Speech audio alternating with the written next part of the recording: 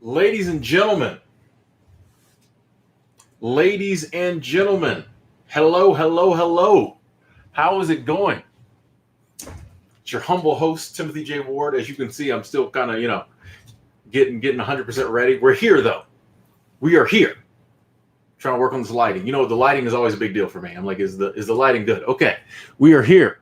Welcome. Welcome. See people already in the chat, people already speaking. We are going to talk today.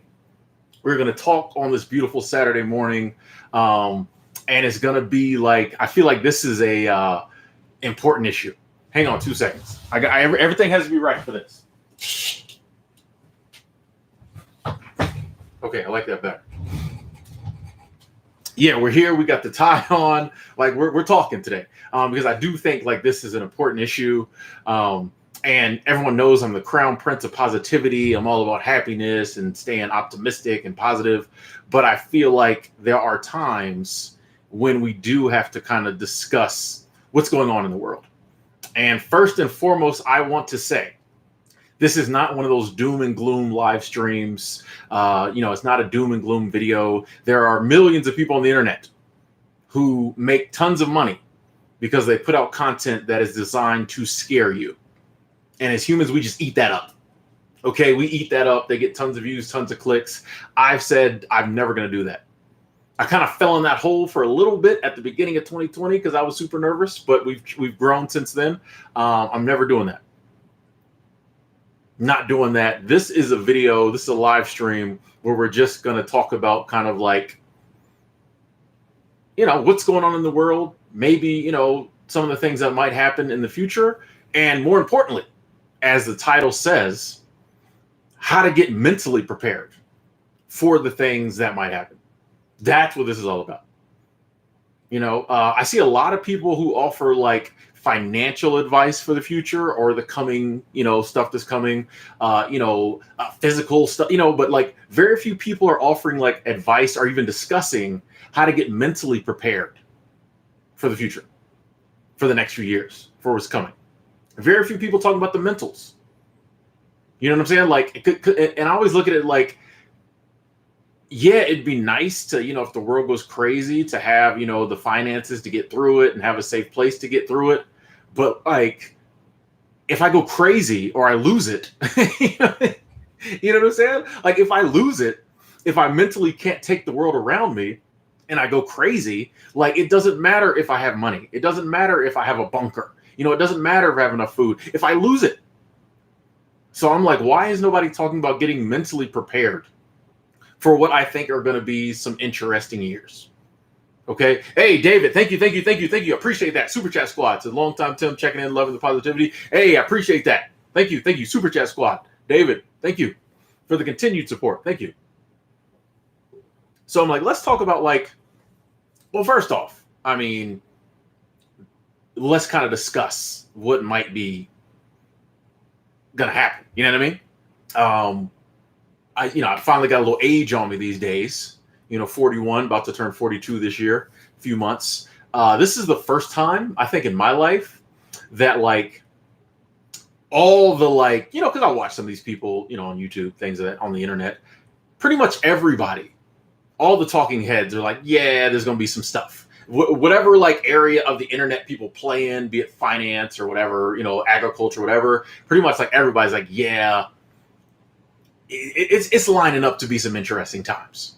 Never seen this before. Before, you always have somebody be like, no, this is not a problem. It's going to turn out great. Now, pretty much everybody, environmentalist, like pretty much everybody is like, yeah, this is looking kind of bleak. Okay. So I think we all can agree, if we just look at the world around us, that these are some interesting times. And I don't think anything got solved this year. Like when you're thinking about like a lot of the pandemic stuff, we were hoping it'd be over this year. We're starting to see this not. They're starting to bring some of this stuff back. Okay. You look at that. You look at, there's droughts, there's flooding, your stock markets are starting to do weird stuff. Like, I mean, if you pay attention, if you're paying attention, and I'm not saying get all wrapped up in this stuff. And once again, I'm not bringing this stuff up to like scare people, but I'm just saying anyone who's kind of tapped in and, has like half a brain, I think is like, yeah, There's going to be some interesting times ahead. But the good news is, if we get mentally strong enough and we tap into like that mental toughness we all have, it doesn't matter what happens, we can get through it. And that's something we're not taught a lot. Okay, we're taught to like try to figure out how to avoid pain, how to avoid bad things, how can we do this? But we're rarely taught to like, hey, get your mind right, get your mindset right, get mentally tough, and you can endure anything. Because at the end of the day, no matter what you do, a lot of the stuff that I think is going to come down the pipeline here shortly, there's nothing we can do about it. And actually, I think that's like step one or two to getting mentally prepared for the future, is realizing that like you can't do nothing about most of it.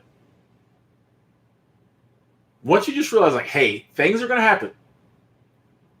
Things are going to happen, and I won't be able to do anything about most of it, 90% of it. I'm not one of the rich. I'm not one of the powerful. I'm not one of the elites. A lot of things that are happening in the world, and a lot of things that are happening are even beyond any human's control. A lot of this environmental stuff, we can't do nothing about it. So once you accept, like, I can't do anything about it, it is going to do what it's going to do, and you really, like, start to feel that, life gets a lot easier because then you don't have to spend all your time trying to figure out what to do. You know, when you think you can solve a problem, then you're using up all your mental energy trying to figure out how to solve it. But when you realize, oh, I can't solve this problem, you realize you're like, I can't solve this problem. You don't have to worry about it. You have to worry about it. Like, there's 90% of the things that are going to happen in the next few years. There's nothing we can do about it. Just accept it. Just let go. You don't have to worry about it. All you have to do is when it happens is figure out a way to endure it. That's where we need to put, you know, our mental energy. And endurance comes from like mental toughness. If you look back through history, there have been, sadly, millions of people throughout history who have gone through some of the worst possible things that humans can go through and survived it because they were mentally tough. I mean, if you think about things like concentration camps in recent history, people who went through some of the worst stuff like imaginable, and they were just so mentally tough, and they just were unbreakable, unshakable. You can do whatever you want to me, my body. No, there's nothing you can do to shake me, to break me. If we can get that tough, then it doesn't matter what happens. We don't have to be worried. You know, everybody else will be running around where, oh, I need to put my money here. And I'm not saying don't try to do some of this stuff. You know, prepare financially if you can, all this, whatever. But like, if you identify, oh, I think I can do this and this will help me and my family, cool. But like, that doesn't need to be, I feel like our main focus. I think our main focus needs to be mentally tough, because a lot of the stuff people are doing now to prepare financially and physically and all that ain't gonna work. Everybody's not gonna be right. Okay. Some of us gonna be wrong, myself included. Some of us gonna be wrong. I might be like, you know what? I'm gonna stockpile bottled water because I think the water will run out, and then water never runs out, but like, you know, food does, and then I'm hungry. You know what I mean? Like, some of us are gonna be wrong. Some of us are gonna be wrong whatever we try to do. So my thing is like, if I identify some stuff, I might try it, but at the end of the day, I know I can't decide. I'll never be able to like foresee the future. Whatever they're gonna do, whatever's gonna happen is gonna happen. I just need to get myself mentally strong enough that no matter what happens, I endure it. Or, and this is a thought that gives me extreme amounts of joy, or maybe some stuff will happen and, you know, I won't survive it. Then I really ain't got to worry about it, right? Right? If I survive, you know, whatever's coming, I'm not saying it's going to get so dire that it's going to be life and death, but who knows? But if it does get to that type of level, if I survive it, I just have to endure it. If I don't survive it, I ain't got to worry about it. If in 2024 is my time to be up out of here, well, all I got to do is get to 2024. Like, you know what I mean? Like, I definitely don't have to worry then. And that's the way I think you got to look at it. Just like, I need to get myself to a place where no matter what happens, I can get through it, or it's over. You know what I mean? But I think that comes from just like mental toughness and just like getting in tune with like who we are. You know, I just once again, I don't think we're taught to really spend a lot of time like focusing on ourselves from a standpoint of like, who am I? Who really am I? What am I about? We're taught to focus on ourselves like physically. Oh, you need to look pretty. You need to be handsome. You need to drive a nice car. You need to dress well. You need to have bling bling. You know what I mean? We're taught that way. But as far as like looking inside, you know, looking internally and like figuring out who we are and how we're going to navigate through this thing called life. They don't talk about that. Nobody wants to talk about that. But the crazy thing is all that other external stuff goes away, especially I think in times like we might be seeing soon, all that goes away. And then you're just left like with nothing. But those of us who realize that like you need to get in tune with your star player and figure out who you are and do the things you need to do to get mentally tough, I think we can come through this. And I think we won't worry as much. It's going to do what it's going to do. Whatever it's going to happen is going to happen. I don't have to worry about it. You know what I mean? And honestly, too, the thing is like, when you're not so worried about the future, it frees you up to enjoy the moment. It frees you up to live in the now. So many people are so worried about what's going to happen in the future. Oh, what can I do with my money? What can I do with my housing? But, you know, that they don't get to enjoy now. And of like more than ever, I think enjoying now is important. You know, if our current way of living might be about to be shaken up a little bit, I think it's more important than ever to enjoy our current way of living. I'm getting coffee every morning and enjoying my cup of coffee. Coffee might run out. Who knows? All kinds of weird shortages happening. You've seen it at the grocery store. All kinds of weird shortages happen. They don't even sell chicken at the deli area at the Winco Foods no more. I used to go in there every day and get, you know, chicken. Y'all know me. They don't even have like chicken for sale. And like, you know, where you can get it, you can pick it out yourself. Give me 3 thighs and a dress. No. The whole area is just empty. No chicken. I'm like, what's happening? Anyway, little stuff. Living in the now. Enjoy the moment. You know what I mean? Take that energy and instead of being so worried about the future, just realize when the future comes, I'm strong enough to deal with it. I'm enjoying the now. And, you know, the good thing about that is you get so used to enjoying the now that even when times get a little shaky, you still know how to enjoy the now. You know? You still can find things to enjoy and appreciate even when the world gets weird, which I think it might happen. And right now, I just want to say one of the big tools that I'm currently trying to use to get myself mentally prepared is meditation. And right off the bat, let me just say I'm no expert on meditation. I don't like nothing about meditation that, you know, you think the experts and the gurus know. Sure, a lot of people are 1,000 times more educated on meditation than me. All I know is when I sit still for 30 minutes every morning, my days are better. You know, I honestly think there is a lack of just like regular people talking about meditation.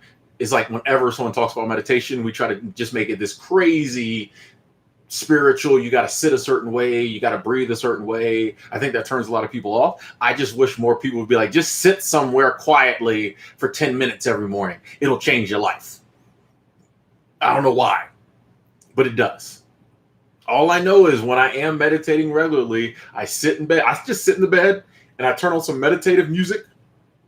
I turn on a timer for 30 minutes and I just sit there. Some days my brain, you know, my thoughts are, you know, pretty clear and I'm kind of just in the moment. Some days I'll admit my thoughts are all over the place and I have to try to rein them in. I do use some breathing techniques to try to like bring my thoughts back, bring myself back to center and to peace. But some days I don't. Some days it doesn't work. I got all this stuff going on. But I have recognized that for some reason, hang on 2 seconds. Sorry, I just saw somebody, a couple different negative comments. I'm not dealing with the negativity. I'm gonna be honest today. I'm not taking the negativity today. It's people getting put in timeout. Some reason, just like sitting quietly helps.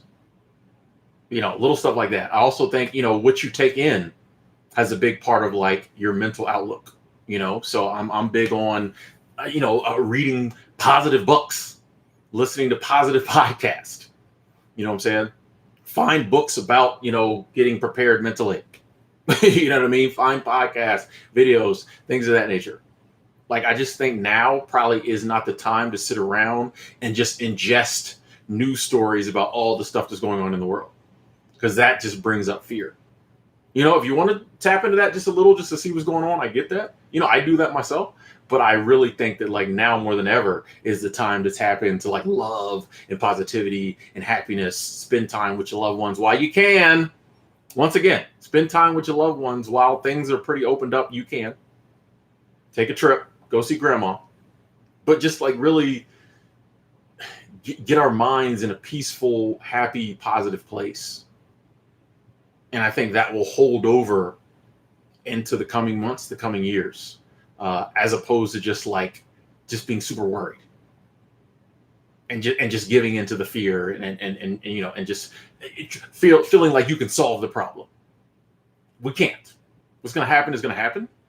All we can do is just, when things happen, figure out a way to get through them. And the thing is, we're all like, this is something we're great at as humans. If you think about it, this is something we're great at as humans. We are great at like being put in situations and figuring them out. That's why humans are still here. If we weren't good at problem solving and adapting and figuring things out, the human race would have been gone a long time ago. We're good at this. This is what we do. So these times are no different. I mean, we made it through 2 world wars. These times are no different. We'll get through these times, and I know some days it just seems like every day there's something new. This is just this is the time period in the life lottery, this is the time period we got, and so we have to do like every other human has done since the beginning of time, is find a way to navigate this time period and be as happy and as joyful and as loving as possible.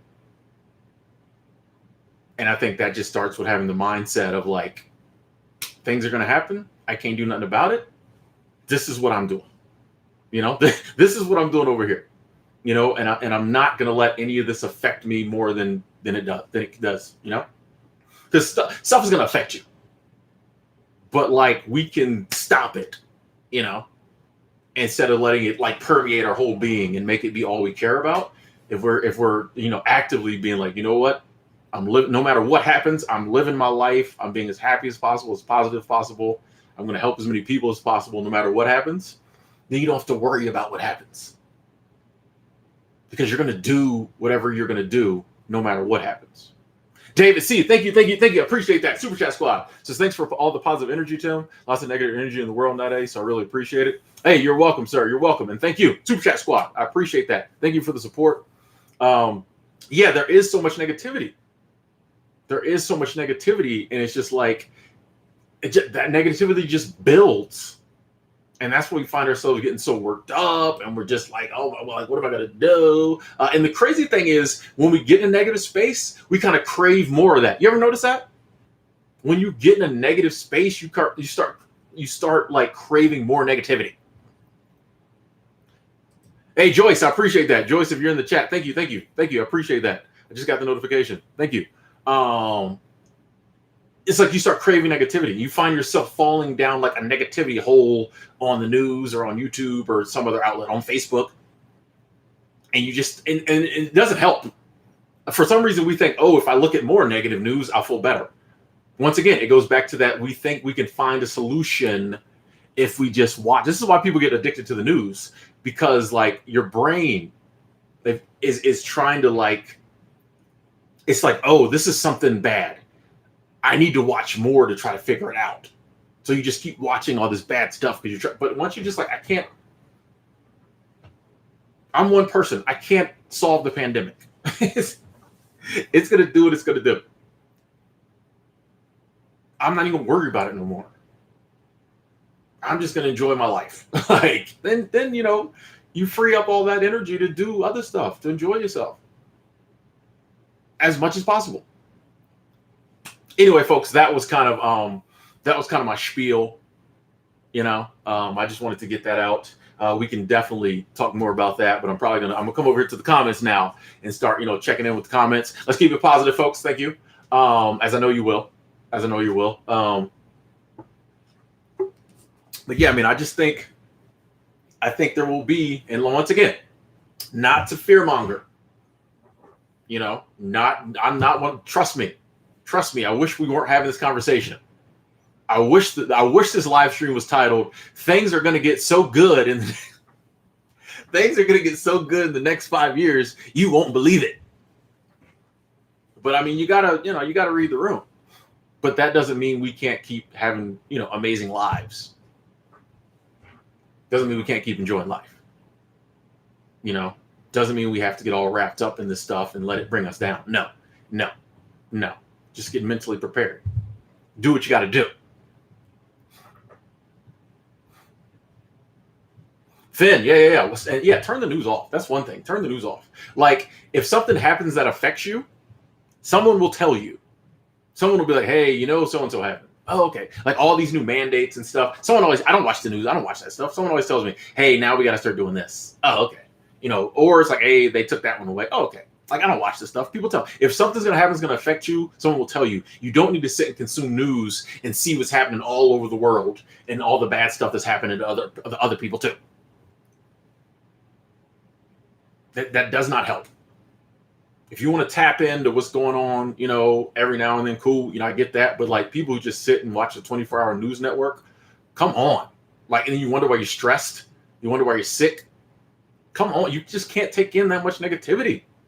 Because they will put out as much negativity as you can take in. Trust me. You will never be able to out-consume more negativity than the news will put out. They will always be able to out-negative you. Right? And there's never any solutions. You'll notice this on the news. There's never solutions. They'll bring on someone with a solution. There's never solutions. It's just problem. Johan the Professor, thank you. Super Chat Squad says blessing and positive vibes through Tim for me and my family. A shout out to you and your family. I appreciate that. Thank you so much. Super Chat Squad. Appreciate that continued support. I hope you and your family are good, having a blessed, wonderful Saturday. It's a beautiful Saturday here in Bozeman, Montana. After the stream, I'm probably going to maybe get out and do some walking. But yeah, beautiful day. Hope you and your family have a beautiful day. Blunt Skull. Yeah, I mean, it's crazy because like even people in other parts of the world are going through stuff already that like where I'm at, I'm not going through. You know what I mean? So like it's just weird to think about. Like, I don't know. Even the stuff that I'm like, other people are already going through that, so.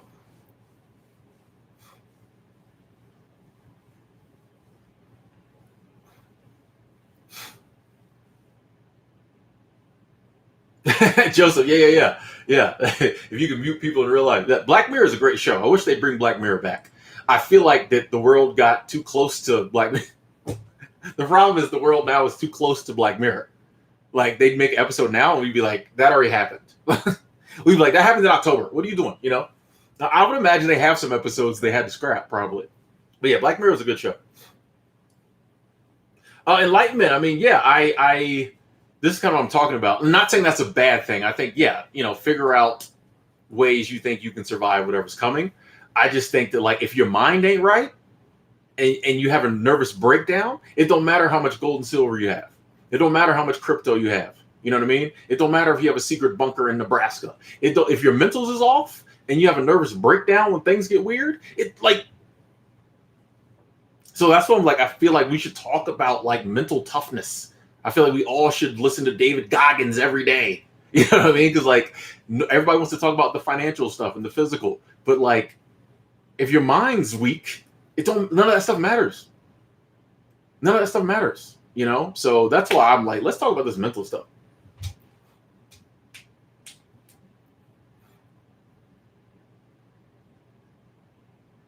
Nick K, I'm always going to say follow your passions.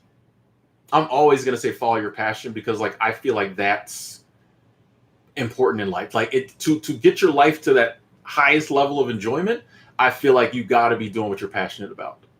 Um, and so like I'm going to always be like, figure out a way to follow your passion. You know what I mean? Perhaps there's a way to do a career change that doesn't involve, is there something you can do in that field that you're passionate about that doesn't involve you having to go to college for 6 years? You know, I feel like, especially in this day and age with the internet and all this other stuff, there are ways that like we can get involved in something we're passionate about that doesn't involve the standard go to school and become a whatever. You might be able to work in that field or in that arena some other way that doesn't involve that. That's what I would say, possibly.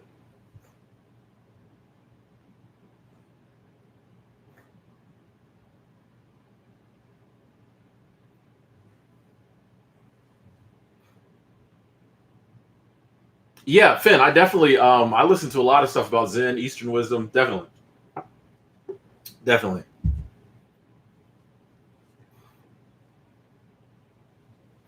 Joseph, yeah, yeah, yeah. Yeah, well, so once you trust your mind and trust yourself, and here's the crazy thing, like we all are mentally strong enough if we just believed it. It's all there. This goes back to like living the unlearned life. The ideal that we're not strong enough or that we're weak mentally has been programmed into us. Like little kids don't think they're weak. You know what I'm saying? A little kid just is just like so. A little kid is so stubborn and like so mentally tough. Remember back when you was a kid, if you want to do it, you was gonna do it. The concept of I can't does not enter into a baby's mind. If baby wants the ball, it don't matter where you put that ball in the house. Baby's gonna try to get it. That's why you got to watch them because they'll be trying to climb up the bookcase. You know what I mean? Oh, I'll put the ball way up here. Baby still, you know what I mean? Like when we're smaller, before life beats us down and tries to reprogram us, we're mentally tough. We just do what we want to do.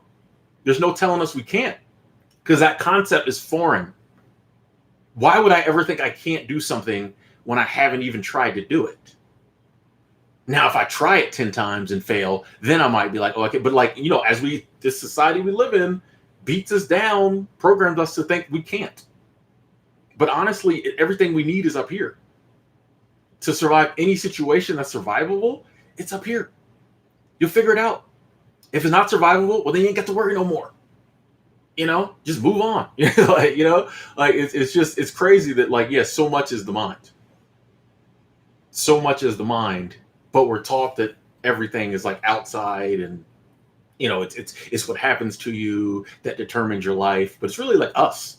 It's really how we view the world. The world is really how we take in what's going on that determines and how we react to it that determines like our life. It's not what happens.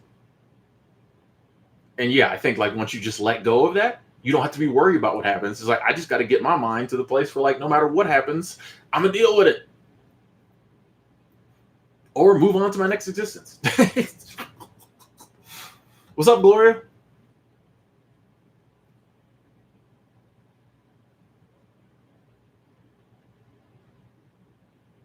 Shawnee, yes, I think it is normal to have a huge hesitation before starting seasonal work lifestyle. Yeah, like, I mean, it's you're going to do something totally different in a place you've never been, working for a company you know nothing about. Like, yeah, it's normal. It's normal. Pretty much everyone I've talked to has had the same kind of at seasonal jobs. We'll sit around and talk, and they're like, "Yeah, I was the same way." Like, I'm like, "What am I doing?" You know what I'm saying? Like, I feel like everybody has that same hesitation because it's just not normal. You know, that's just natural. I think. I know like I said, I still remember. Like the week or so before I left, just being like, so like, what are you doing, Tim? Like, this is crazy. Like this, but it all worked out, you know. And that's the other thing. I know almost no one who was like, oh my God, the seasonal work thing was horrible. I know some people who it wasn't for them, but they're like, oh, it's still cool. I don't know like anybody who's like, oh, this seasonal work ruined my life, you know. Most people are just like, man, I'm so glad I did it. I'm so happy that I, you know, got the strength to do it. But yeah, that's normal. That's normal. Hey, retired 2019, listening to that Goggins every day, driving through up them crazy mountain roads. You got to have something to fortify you on some of them roads. Trust me, I've been there. I've been there. Bonnie, how's it going? Where are we at in these comments? Where are we at? Okay, here we go.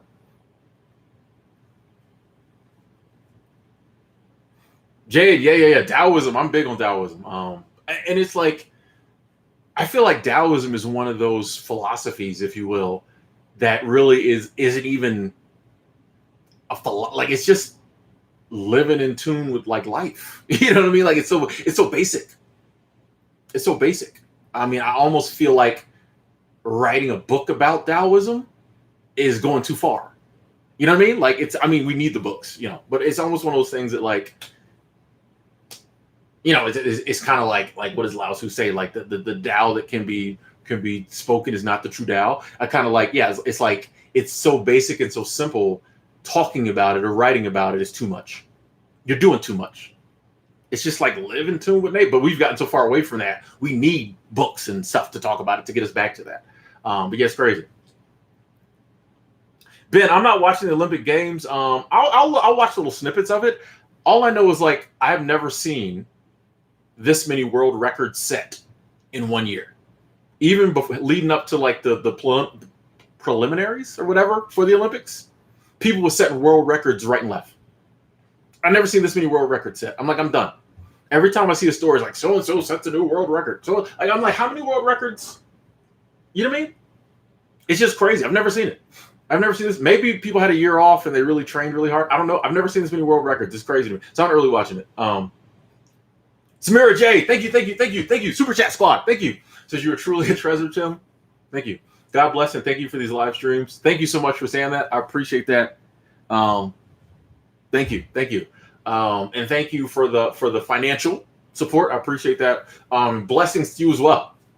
Blessings to everybody. You're definitely welcome. Like I'm always saying, I get so much out of these streams, so it warms my heart to hear other people say they get stuff out of it as well. So thank you, Samira J. I appreciate that. Martin, every now and then you got to throw a dress shirt on and switch it up on the people. No special occasion. I just like to dress up. Angela, good morning. Ninja Gamer checking from India. Jack, how's it going? Urban Lady, hello. Lil Wisdom, you are exactly right. We live in a culture where if you're positive all the time, people think you're weird. Like, who's that weird happy guy? Who's the weird happy guy down in the warehouse? What is he smoking? You know what I mean? It's crazy. This is the world we live in. It's crazy. John, I do want to write a book one day. You know what I mean? You know what's crazy though? I'm like, I was thinking today, I'm like, the world is changing so quickly. You write a book in 2021, it's out of date in 2022. People are like, what are you talking about? That's old. So I don't know. I may have to hold off on that. I'm like, man, I don't know. Like, I just feel like, but I guess some stuff is timeless. But I do want to write a book. Michelle, how's it going? Happy Saturday.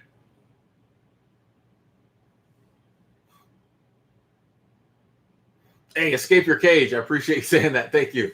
I appreciate that. That's like the biggest compliment. For a YouTuber, that's the biggest compliment. I appreciate that. Thank you. The Miracle Morning by Hal Elrod. Okay. I'm trying to remember it. Hal Elrod. Okay, cool.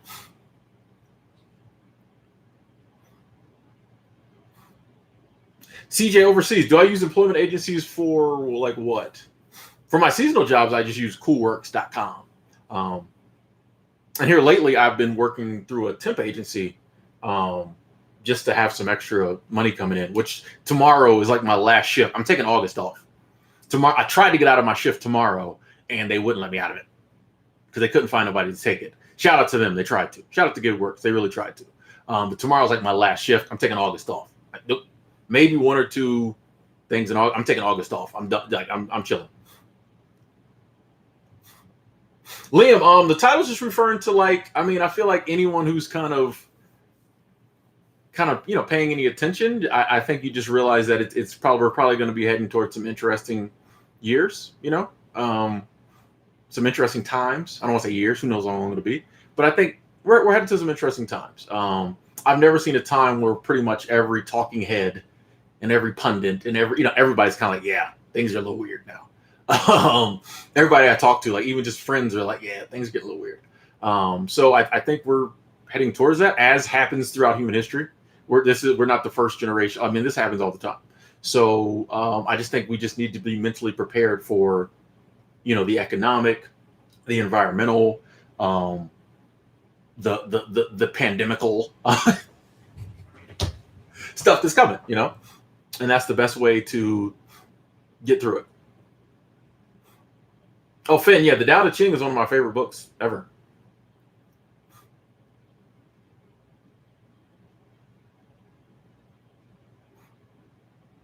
Seek meekness, love you too. Hey, Aaron, that's awesome. Welcome to the channel. Welcome to the community. I'm glad the content is helping. That is awesome. That's another thing that and I'm glad somebody brought out sobriety, because I meant to bring that up and say a great way to make sure you're mentally prepared for anything that might happen in the future is getting sober. Because you can't be mentally prepared if your mind is clouded with the drink. So I think sobriety is a great step towards just being able to face whatever happens to you. Because I know for me, my crutch was the alcohol. Anytime something happened, I went and got drunk. And then when I woke up the next day, I had to deal with whatever happened, and I had to deal with the hangover. One of the best ways to make sure you're mentally clear, stop drinking. So Aaron, I'm glad the content is helping. Hey, Shell, that's awesome. That's awesome. I would be so scared if I was about to have a kid, but I'm glad you're excited also. To Sandra, I am located in beautiful Bozeman, Montana. Beautiful Bozeman, Montana. In the southwestern part of Montana. We call it Bose Angeles. Dennis, good morning. Richard, what's up? I'm good. How are you?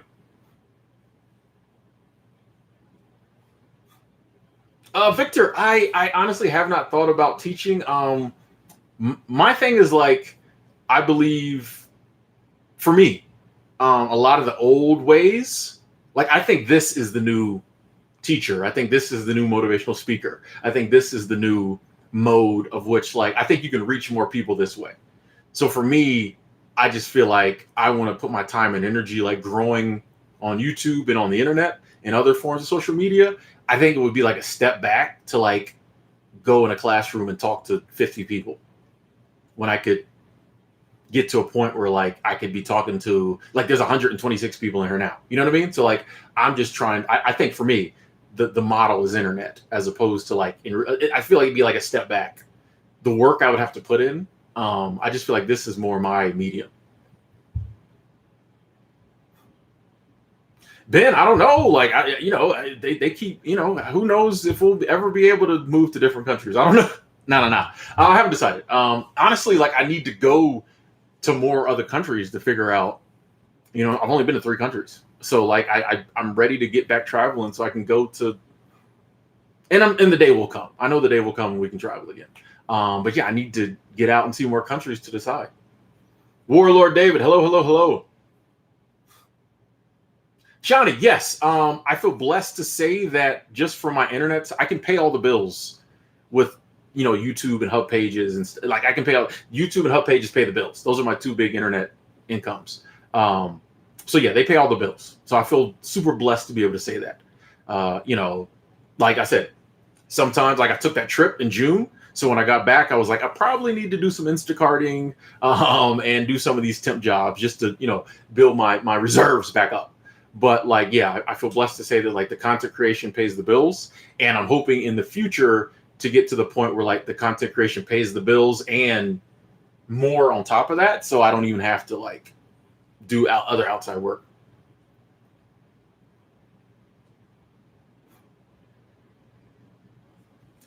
Shell, it depends on, if you're a couple doing seasonal work and it's a place where you have to have a roommate, well, naturally they're going to put you and your mate in the room together. So yeah, most seasonal jobs you're going to have a roommate. So yeah, they'll just put couples in the room together. So it's not they have to try to find you a place to live together.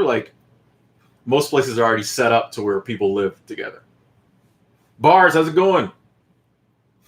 Lenny, yes, I grew up in a very religious Christian family, so I actually know quite a bit. I'm forgetting some of it, but there was a time when I was very knowledgeable in the Bible, and even to this day, people try to come at me with Bible stuff, and I may not remember scripture and verse. I may not be able to say Psalms 23:12, but like I know the script. You know what I mean? The scripture is still in me. So like I don't talk about it a lot. So people will try to like come at me about the Bible, and a lot of times I won't even engage. But I'm like, bruh, like when I was 12, I could defeat that argument. You know what I mean? Like, so yeah, I've read the Bible. Yeah, definitely. Hey, Nick K, thank you. I appreciate that. Nick K coming through. Nick coming through. Super Chat Squad. Super Chat Squad. What is ZAR? I think you told me this before. What is ZAR? Obviously, man, there's so many currencies. It's like, I feel like international trader. Sorry. Okay. Says, thanks for always sharing your wisdom and inspiring people. It is important for those going through sobriety to have a community of like-minded people. One day at a time, it gets easier. Thanks, Tim. Hey, Nick, you're welcome. You're welcome. And thank you. And speaking of community, I mentioned this before, and just to update y'all, I'm looking into it. I'm getting further along, but sometime in the coming months, my Discord is going to be up. So anybody who's into Discord, I'm an extreme novice. I'm still learning it, but I am planning on in the coming months, launching the Discord, making it public, so that like we can do even more like community building, and there'll definitely be a channel for sobriety, all that. So yeah, Discord is coming. I was looking into it yesterday. I told you all it's coming. It's coming. So yeah. So community, yes. Thank you.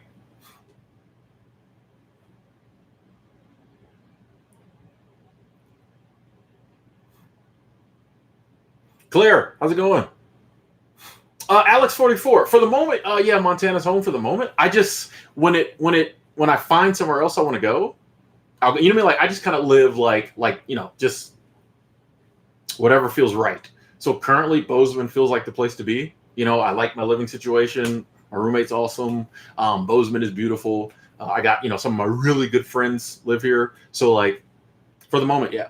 But if the day comes when it doesn't feel like home, I'll go somewhere else.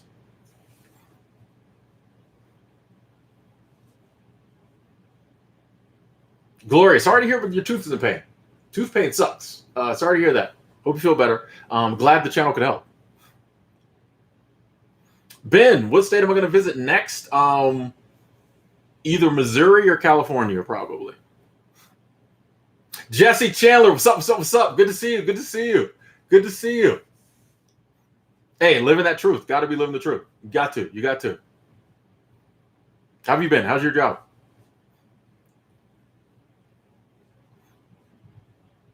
James, every now and then I gotta clean it up. Every then I gotta get clean on the peoples. No,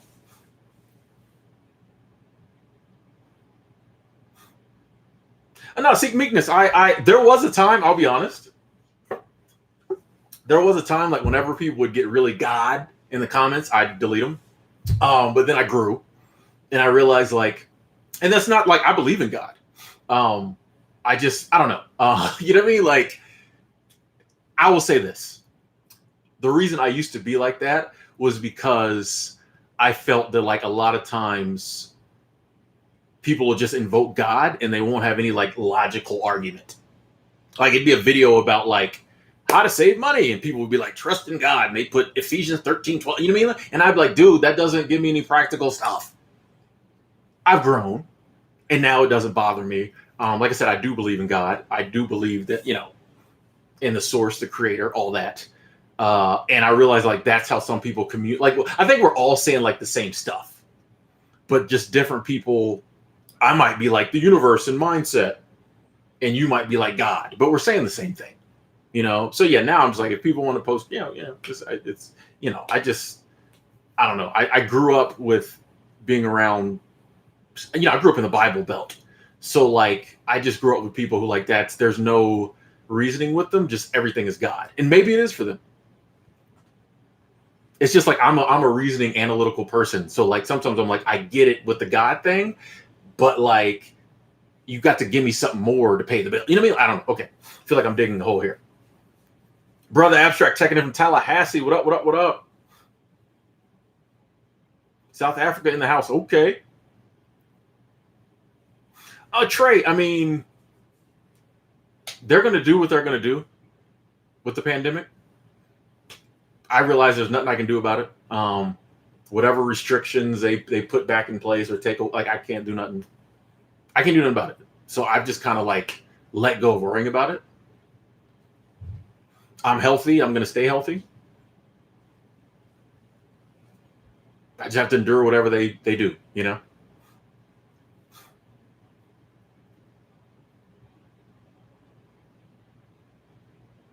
Oh, they got you chefing it up at the Y now? Nice, Jesse. Nice. Nice. Nice. Nice. That's awesome. That's awesome. That's awesome. Oh, Victor, good question. If I had a box truck I converted into a self camper, what sites would I visit in the US? Probably all the national parks, you know?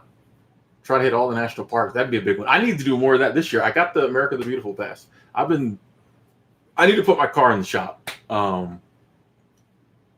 Yeah, I need to put my car in the shop. Hopefully September I can take a road trip somewhere. But yeah, probably the national parks. Ryan B, what up?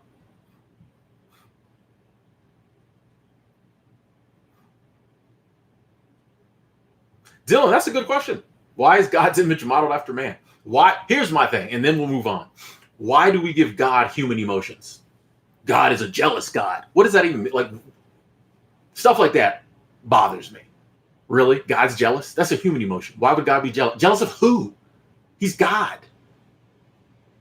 She's God. Like, you know, like, why? How could that which created all be jealous of anything? There's nothing to be jealous of. That's a human emotion. Anyway, moving on. Ninja Gaming. I'm not currently working anywhere right now. I just kind of doing my internet stuff. I am one more shift on I have this tip agency sometimes I work through just to get a little more money coming in into the coffers, but I don't have like a regular 9 to 5. Nah. I'm one of the masses who are refusing to work right now. Nobody wants to work.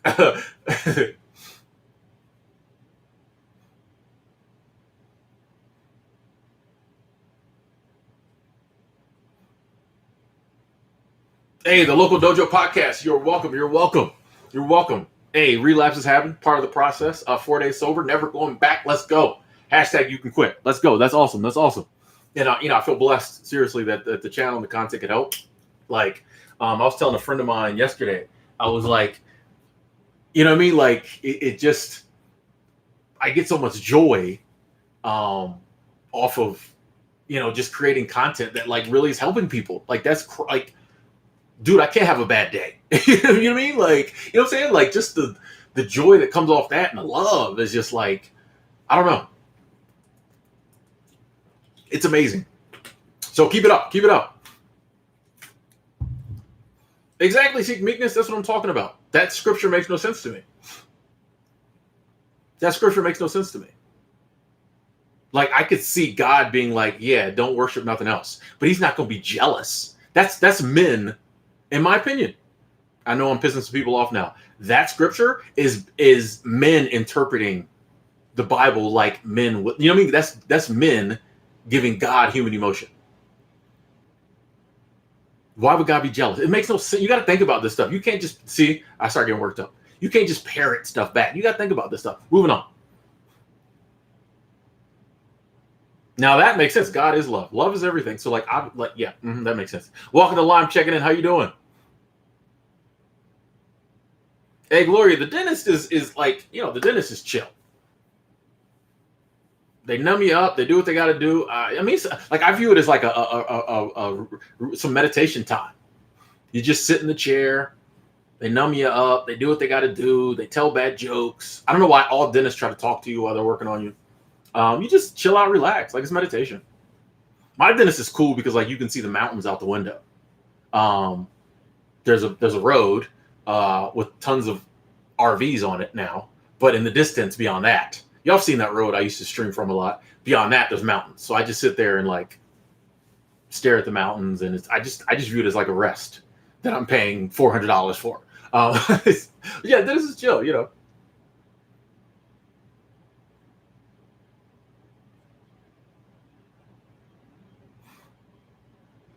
Hey, Nitin, you just graduated from hotel management? Nice. Hospitality is a great industry. I love it. Hey, I don't know where you should start. Anywhere. where do you want to work? You know, I mean, like literally, there's hotels everywhere, so like you can go anywhere, which is a beautiful thing.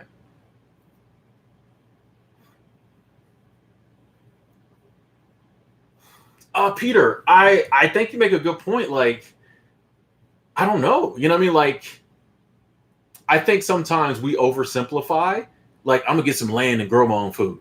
You know, I think you're one of the first people who's actually been like, well, wait a second, considering what's going on environmentally and stuff, is that a viable option? You know, so many people say, oh, that's what I'm gonna do.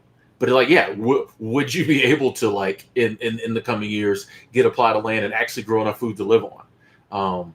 For me, I would go mobility, just because when I look back through history, even if you look back to like the Great Depression, what did people do? What did the Jodes do? They got in the truck and they drove to where the work was. There'll always be work. There'll always be something going on. I think mobility is going to be the key. I've been saying for years that I think, you know, the RVers and the van dwellers who are already used to being on the road, know all the spots. I think they're going to do well, especially like an economic collapse or whatever. I think like mobility, me personally, I would choose mobility because yeah, if you spend all your money on like a plot of land and like that's your solution, if that doesn't work out, what do you got? But at least like I feel like mobility, you can go somewhere. If that doesn't work out, you just hop in the RV and you go somewhere else. You know, the country is your oyster. You can go anywhere and try to make it work. Just doubling down, I think, on a plot of land, especially when there's massive drought in the Western United States. You know what I mean? Like, yeah, I just think, yeah, there's a possibility it could go left. So good point.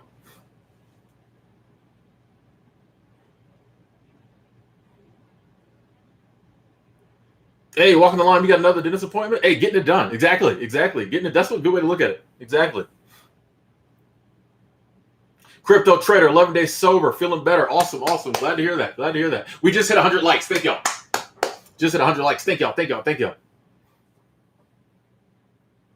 Walking the line, I miss you too. Yeah, it's good to see you. Miss you too. How you been? Ooh, I just splashed water all over my good dress shirt. Jose, what's up? No, I'm not wearing the dress pants. You know me. I got shorts on. You know, I just got shorts on. Well, you can't see.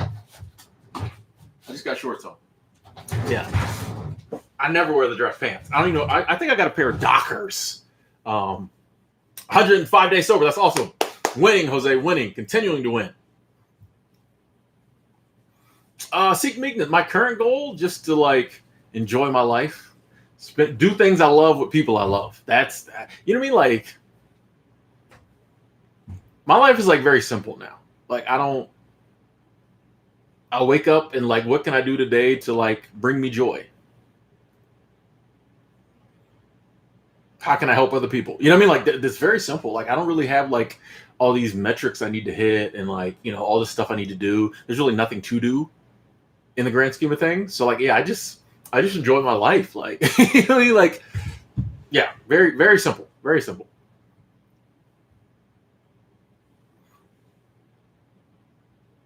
Joseph, exactly. I was talking to a friend of mine yesterday about that too. I'm like, you know, when if the crap hits the fan and you've got like a homestead and you're growing stuff, they gonna come for that. And people know about it, they're gonna come for that. You know what I mean? And this is not to be fear mongering and stuff like that, but that's something I've always thought about. It's like I get some land and I start growing some stuff, and then there's no food in the stores. Where do you think people are gonna come?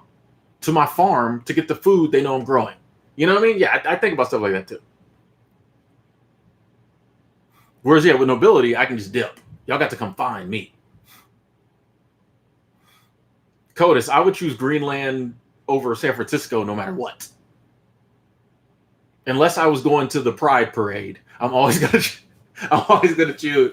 You know, if I decide to go to the Pride Parade, I'm going to San Francisco. We're gonna hoop it up. We're gonna have some fun. Other than that, I'm choosing Greenland over everything else. You know what I mean?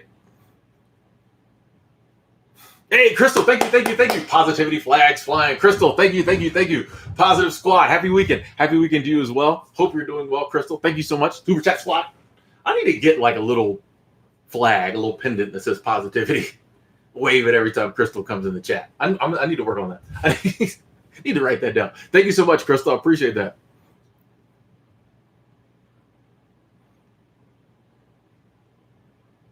Thank you, walking the line. And good luck finding the car. Good luck finding your car, working car. Nitin, I'm from down bottom, so I spent most of my life in Florida and Georgia. Yeah. Yes, weakness. Like, I mean, life is simple. Just enjoy your day. Like, I don't, like even the stuff we're talking about here, I'm not worried about. It ain't happening today. Really, like I'm chilling. So like that's kind of how I look at it. Cack noob, like, there's nothing. There's really nothing to do. Honestly, like we're taught to like there's so much we have to do and like there's nothing to do. Like what is there to do? In the grand scheme of things, what is there really to do in this life? You're born, you got to pass the 80 years doing something, and then you die. But there's nothing like you have to do. If you didn't do X, Y, Z, her, like there's nothing to do. You're just here to experience, my opinion, to experience life as a human. Now, there's things you can do, and I think there's things you probably should do. Like I think you should take care of your family. I think take care of your parents. They get older. Take care of your kids. Be there for people. I think there's some things you can do, and probably should do, but there's nothing you have to do. Like there's nothing to do. Like just enjoy yourself, have fun. But we're taught that like there's you gotta have a good job and career and blah, blah, blah, and you gotta get into politics, like all this other stuff they throw. There's nothing to do. Just enjoy yourself. It's very simple. It's really very simple. Enjoy yourself, and because in like even like the stuff I mentioned that I said you probably should do, if you're a decent person, that stuff's enjoyable.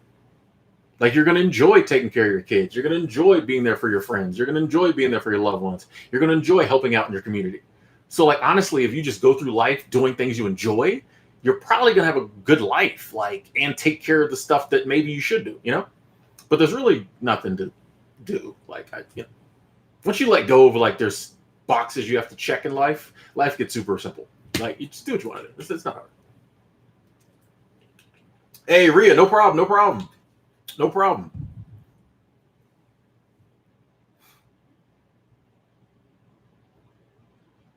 Dylan, I don't know if I'd ever live in the South again. I can see myself going back down for a couple months. I got some friends down there. Like I wouldn't mind going home and seeing my buddy Ray Ray and some of my other friends. I could see, and my buddy Ray Ray is always like, come down, stay as long as you want. So I could see going and staying a month or so, maybe a couple months, something like that. But I don't know if I'd ever live down south again. Like we've done that. CJ, all my business ideas are really just like growing my YouTube channel, write a book, get my Patreon going, just like that. Like all my business ideas are really like focused around internet, YouTube, stuff like that. Like I don't really, have any like outside internet business ideas. Sad balls. What's up? What's up?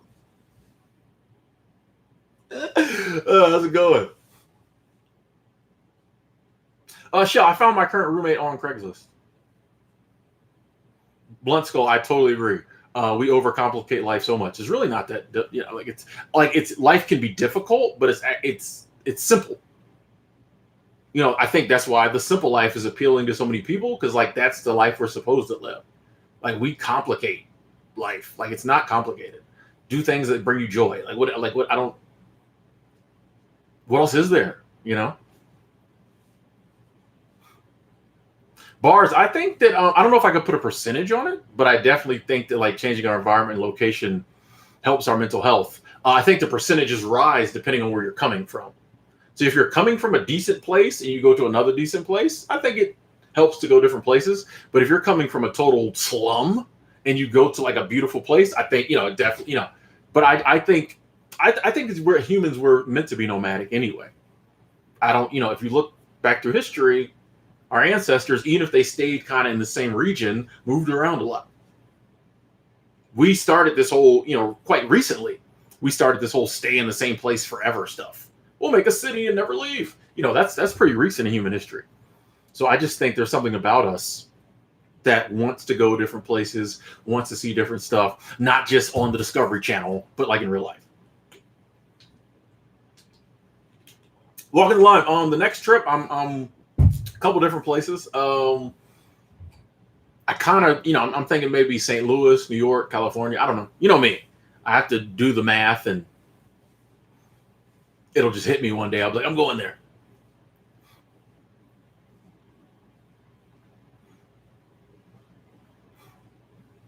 Hey, Max, you know what's cool about like the internet market is that you can learn skills as you go along. You know, jump in with no skill and just spend a couple hours every night learning. Give it 3 months, then you'll have some skills. Give it 6 months, you'll have more skills. Give it a year, you'll be an expert. You know what I mean? So like I say, if you're thinking about dipping into internet marketing or whatever, just start with what you know. All you know is Google. Cool. Start with Google. Type how to whatever you want to do on the internet. How to do so and so. Articles will pop up, blog posts, videos, and just do the research. And the cool thing with the internet, most of the research is free. You know. Hey, sad balls. That's awesome. That's awesome. That's awesome. Hey, Montana and Wyoming are the spots, man. They're actually nice. Key to Life. How's it going? Glory, I don't know what the title of my book would be. Y'all know me. Like I'm normal conventions or like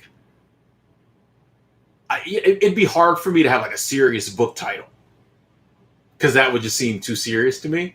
I would like to have some kind of crazy book title, but then no one will buy the book. You know what I mean? Like I don't know. That's what's hard for me because part of me is like, ooh, write a book. And the other part of me is like, there's nothing to write.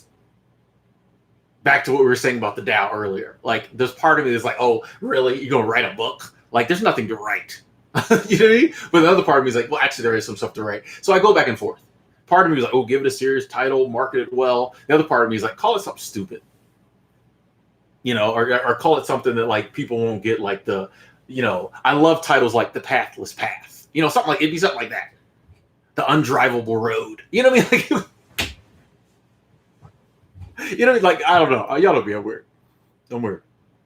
Hey, Retired 2019, do it. Seattle's awesome. Do it. Do it.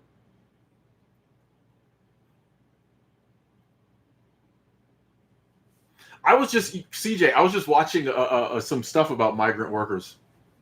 Actually, you ever heard of the movie Harvest of Shame from 1960? It was a documentary about like migrant workers in the 60s. I was watching that yesterday. I tell y'all, I look at history. Yeah, I was watching that yesterday. It's like if you ever get wrapped up in a bag of like, oh my God, America's super racist, go back and watch some of the news stories from the 60s and see like the overt racism that was going on, even when people were being nice for the news. That's all I'm going to say. Like, if you ever think you got it bad now in America, go back and see like the prevailing attitudes about like race and stuff like that back then. But anyway, yeah, I was watching a documentary about migrant workers back then. And it's like, the crazy part is like the situation hasn't gotten much better. It's like not Americans doing it now, which like that was what kind of blew my mind about the documentary, because like it was Americans, like black and white, being like migrant laborers. That doesn't happen now. So it was like, oh wow, this is interesting. Anyway, I'm all into like history like that. I like looking back because the more you look back, the more you can like see ahead. Anyway, Shell, I'm trying to get back to Southeast Asia. I'm trying to get back to Thailand. Again, I want to, visit Vietnam. Like, I'm trying to get back to Southeast Asia. They trying to keep your boy from going, but when it's time, I'll go.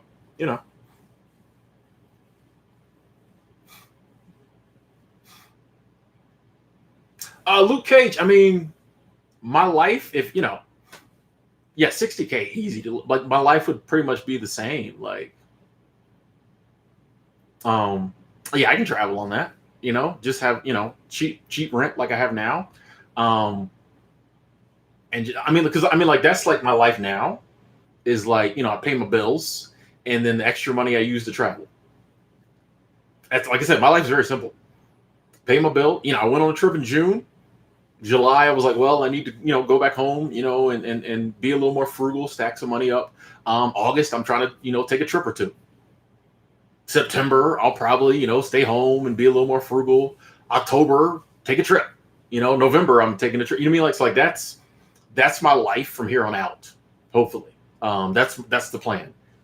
Just enjoy life, travel as much as possible. Like, have a car, have a place to stay. Like, like, yeah. I mean, I just, yeah. That's I've identified what I want to do in life, and so I'm just spending my time doing that. Like, what else is there? Greg, when I hit the road and started doing seasonal work, I think I had $1,000 in the bank, and my buddy Ray gave me 250. He just handed me $250. That's my guy. He just handed me $250. He was like, I don't totally understand what you're doing, but I love you, and like, hey, I hope this helps. So I had like $1,250. And I'll be honest, I think I still have that $1,250 in the bank. You know what I mean? Like, it didn't. It was cool to have it as like a safety net, but I never really touched it. I just kind of. But I will be honest too. Like, I was making money in my seasonal jobs, but I've been monetized on YouTube forever. So like, not forever, but like going on like 8 years now, probably 9. So I did have my YouTube income helping me out as well. But yeah, I had like $1,250 in the bank when I hit the road. Especially if you're going to do like seasonal work, you really don't need it. I know people who go to seasonal jobs with no money. Like, literally, I know people who showed up to seasonal jobs with like no money. Like, they had to have the place buy their Greyhound ticket to get there. Like, no money. And you give them a couple months, they're flush. They're good, So yeah, I just don't think you need. Like, I know people who's like, well, once I save up 10 grand, I'm like, bro, 1,500 I think is good. You got 1,500, do it. Let's go. I think that's a good enough a safety net that pretty much anything that's going to happen, you'll be okay.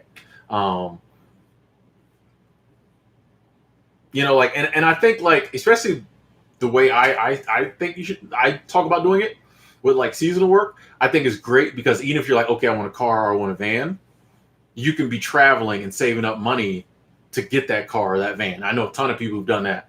Went to a seasonal job, somewhere like the YMCA, where like you don't need a car. A lot of them you don't need a car, but somewhere like the YMCA, you don't need a car. I think they still have like 8-month contracts if you want to stay that long. And you just stack up your money while you're there. Next thing you know, 6 months pass, you got your van, you got your car, then you can hit the road kind of total nomad if you don't want to do seasonal work. But I think seasonal work is a great like interim way to travel and hit the road if you need to save up a little more money to maybe get a car or something like that.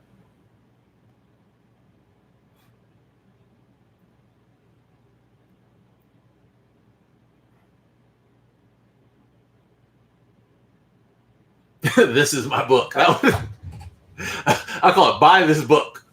Actually, I decided, and this I'm going to stick with. When I do write the book, you'll be able to go to the website to buy it, and there'll be a shipping and handling charge, because like you got to pay to get the book to you. But I think I'm not going to charge for the book. There'll just be a field that says like enter whatever you want to pay. And you can put like 1 cent in. Say like shipping and handling is $4.99. There'll just be a field above that says enter whatever you'd like to give or like to pay. You can put like 1 cent in, and you'll get the book for $5. You know what I'm saying? Like, I don't think I want to set a price for the book. It's really just going to be like kind of like shipping and handling, and then like donation based. I'm telling you, I don't like selling stuff. I think that's what I'm gonna do with the book. I'm gonna write it, put it up for sale. Whatever people want to give to buy it, they can.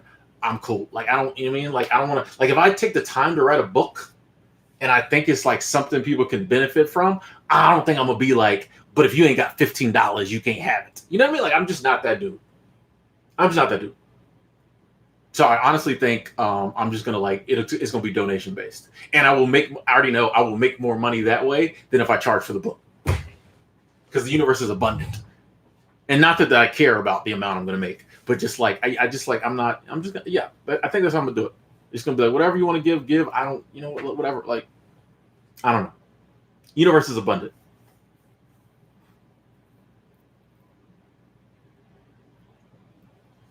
Shell, I agree. I think moving around is important. You learn so much moving, You get put in such different situations. One of the things I love about traveling is the unexpected situations I get put in. I don't like You know what I mean? Even when I'm home in Bozeman, even though I love Bozeman, like some days it bothers me that I know exactly kind of what I'm going to do today. You know, I love being on the road, seeing new stuff, and not knowing what's going to happen. I love it. I love it. You know, I just think it helps you grow. Hey, Max, you going to Peru? Nice. Do it. Do it.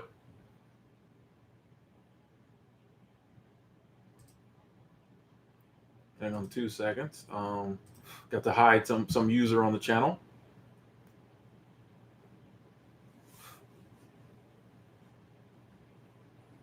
Hey, retired 2019. Yeah, man. That's a big deal. What you did, that road trip.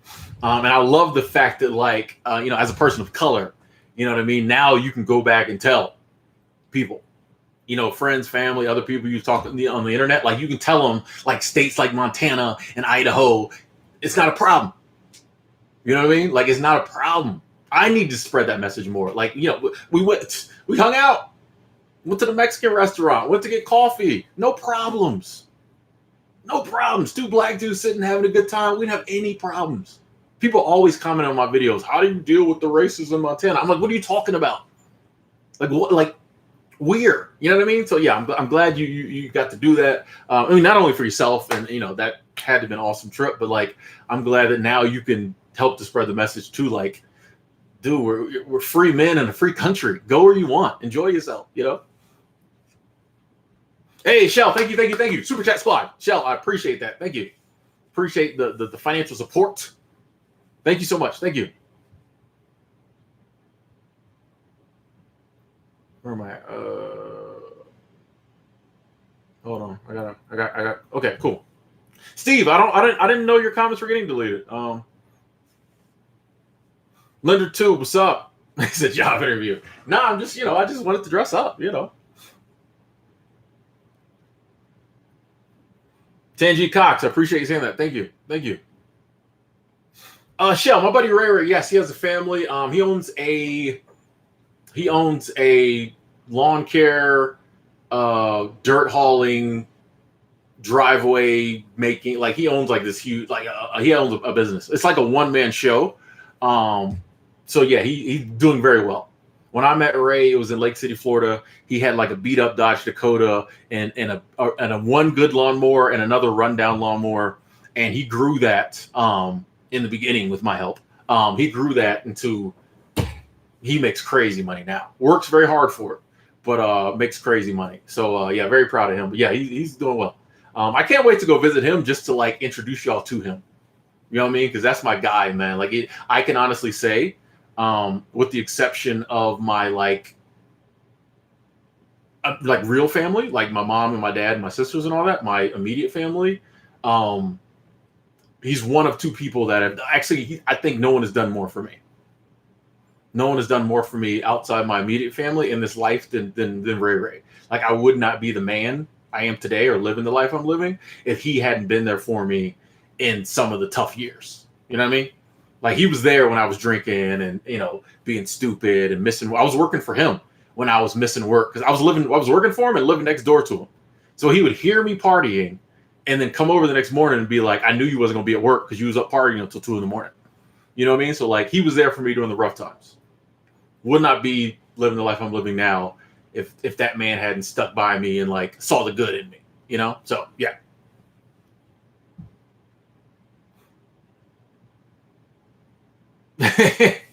Craigslist, you're right.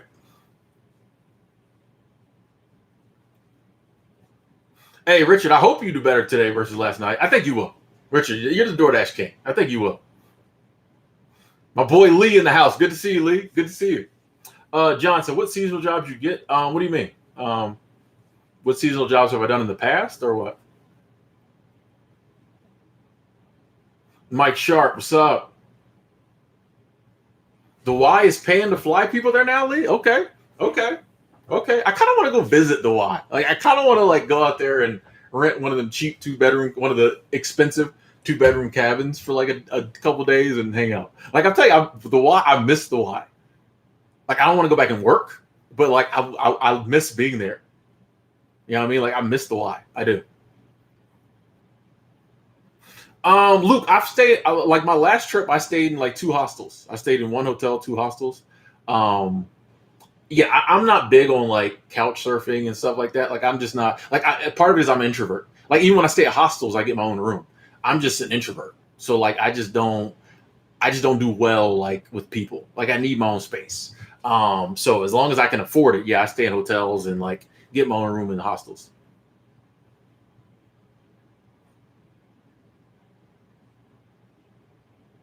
Hey, Sharon, that's awesome. Buddhist temple in China for 6 months. Hey, that sounds like heaven. That sounds like heaven. That's awesome.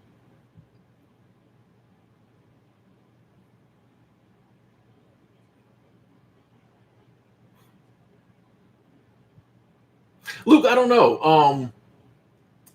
If I'm gonna sell the book the way I want to sell it, I don't know if I can use some of the traditional outlets. I don't know. Like if you can put your book on Amazon, and sell it like donation based, cool. But I don't know. I'll have to see.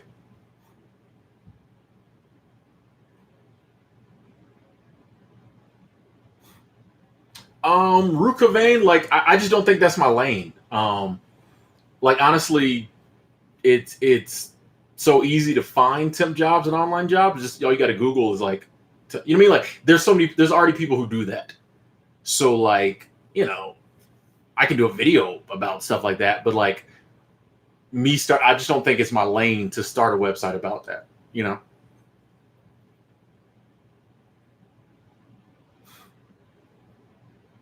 Yeah, Troy. You know what I mean? Like I just yeah, I'm just not.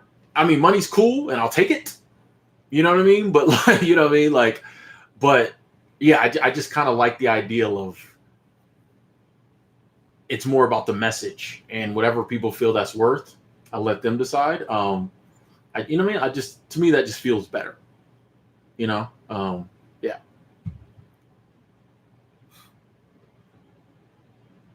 Max, I wouldn't get too. You know what I mean? Like the money will come, Max. If you're doing what you want to do in life, if you want to get down there and go to another country and like you'll be fine. We doing something you want to do in life is way more important than like. I mean, if you think like I personally feel the universe is abundant, right? And I think the universe wants us to enjoy our life. Like, why else would we be here? God, the universe, the source, whatever, wants us to enjoy our life. So if you've identified there's something you want to do in life that'll bring you extreme amounts of joy, why wouldn't the universe help you find the money?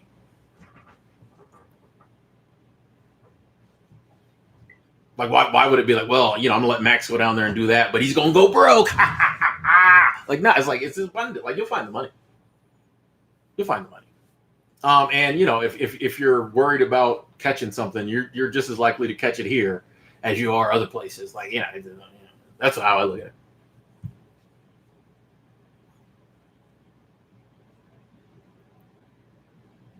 Sharon, that's awesome. You lived at an orphanage in Zambia for the summer. Nice, nice. I see you, Sharon. Y'all getting it. Y'all getting it. Walking the line. I've bought pretty much all my cars off Craigslist. I bought one, my other than the one now that I bought from the dealership. I bought them off Craigslist or Facebook Marketplace. Tangi, glad the videos could help with the detoxing. That's a lot. Ooh, alcohol, marijuana, nicotine. Shout out to you. That's props. That's props. If you don't have to, but if you did want to send a little something, there's some links in the description box. There's the super chat on here. Like I said, if you feel moved to send something cool, you don't have to. It's the thought that counts. You know what I mean?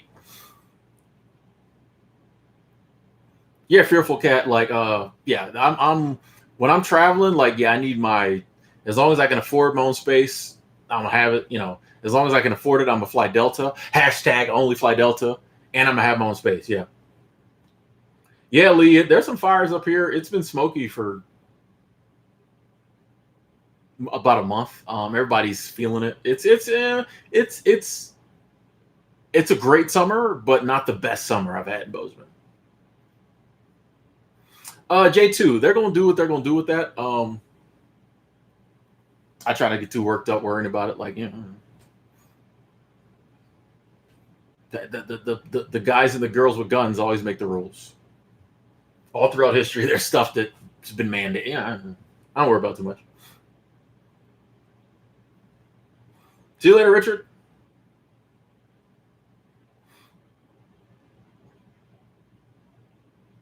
Have I stayed in dormitory? Well, the rooms that like a total dormitory room, like a big one, no. But like having dorm style room with a roommate in seasonal work, I've done. B Duncan checking in. Antoinette, how's it going? How's it going?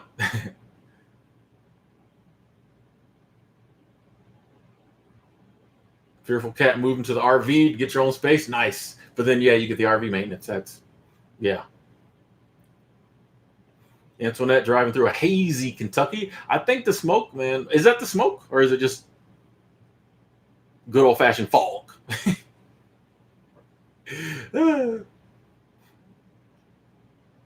Troy, yeah, you know what I mean? Like, I just like, I have this abundant mindset, and I'm just like the money. Like if you're doing something you love, the money will come. I feel like if you're doing something good, not even the money, the things you need in life will come. I think we focus too much on money, but it's just like you doing right in life. I think the things you need will come. You know what I mean? Like, or that's how I live my life. So like it's just like, yeah, I don't get too wrapped up in like the money. As opposed to like especially like I feel like when you're creating something like a book or something like that, like the project is important. Like if you're writing a book for the money, I mean, nothing wrong with that. But for me, it's like I want to write a book that I feel like is going to help people. If I make some money off it, cool. But like, if I make some money to cover my time and all that, cool. But it's like I feel like the real reason you do it is to like, for me, is to like put a message out there. Hey, retired 2019. Thank you for the continued support. Thank you so much at Tim's Road Trip Fun. Hey, I'm telling you, the traveling ain't gonna stop. The traveling is not gonna stop. Like I said, I got to put the car in the shop, get a couple things looked at. But yeah, we got to do another road trip. Might end up in Colorado when I do my road trip. That's another state I need to go to, Colorado. But yeah, thank you so much, retired 2019. Thank you. I appreciate that. Thank you. The continued support. NS, hey, appreciate you. Thank you.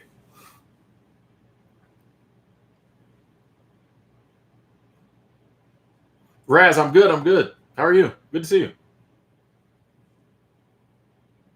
Dylan, I don't know. I don't know what they're gonna do with all that. Like, I don't know. I spend very little time thinking about it. You know what I mean? Like whenever they mandate something new, people tell I just don't. I just don't really think about it. We'll see. Shamiru coming in from Toronto. What's up? What's up? Nicole checking in from Texas. Didn't make it to the National Card Show. Okay. But your husband went. Oh, cool. As soon as I saw your name, I was like, I wonder is there going to be like a card update? I always like to hear about the card stuff. As someone who's very into, have we talked about this before, Nicole? As someone who's very into like collectibles, what are your thoughts on like NFTs, non-fungible tokens? Like, do you think that's where all that's going? Just curious. Yeah, Max. Yeah, just putting it forth. You know what I mean? Like it's sometimes we know something and it's just taking that leap and like doing it. But it's good you know it. A lot of people don't even get to the point where they know. But if you believe in abundance, yeah, it's just taking that a step to where like abundance can manifest itself in your life, and then you really got it. San Diego, how much money I need for what? Lee, I don't know.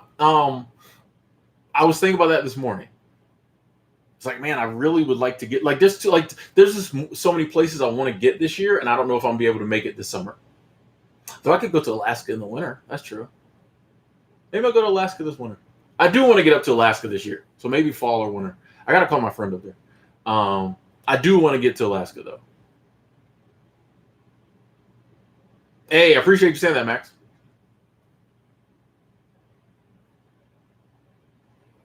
Luke, no, I've never seen that. Never seen that. A picture book called My Material World. I would be curious to see how our material possessions stack up to other people's around the world. Love is light. Welcome to the channel. Welcome to the journey. Glad you're enjoying the content.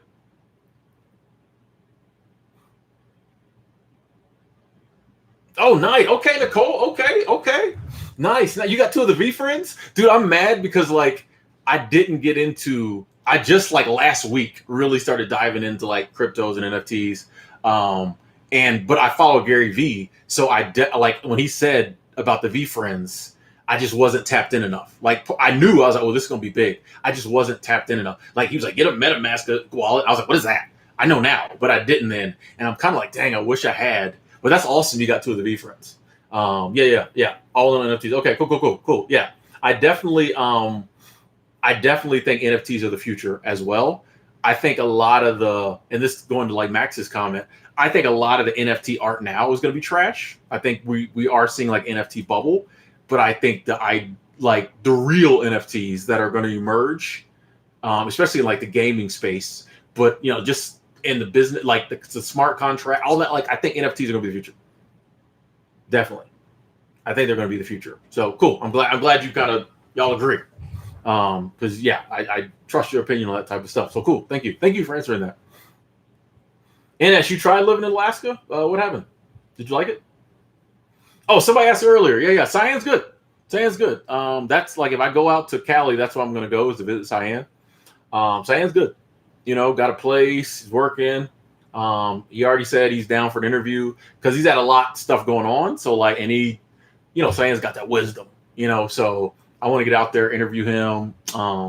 Yeah, Cyan's good. I'm glad. Like he, it was a struggle to get where he's at. As I think a lot of things are in life when you're leveling up. So yeah, he's doing good. He's doing good. J2, I wouldn't say I'm backpack life now. Like I rent a room, so like I have like a home base now. So um I wouldn't mind doing van life, though I think that for in the space I'm in now, yeah, if I found like a cheap van and I thought it was roadworthy, I would probably do some road tripping in a van. But I think the space I'm in now, I'm probably gonna always have like a home base somewhere, just because I like right where I'm at now. I don't want to be in a van or in an RV or in a car on the road 100% of the time. I like being able to like go out for a week or two, see some stuff, come back home. Especially like when I'm, most of my income comes from like live streaming stuff like that. I kind of like having a dedicated space to do all that. So I don't think I would do van life 100%, but like I wouldn't mind like having a van, like a nice conversion van to go out and travel in. Yeah, Dylan. Yeah, Alaska. I've been there in the wintertime. Yeah. It can get dark and cold. Yeah, which I ain't scared of either one. But yeah, I've been to Alaska in the wintertime before.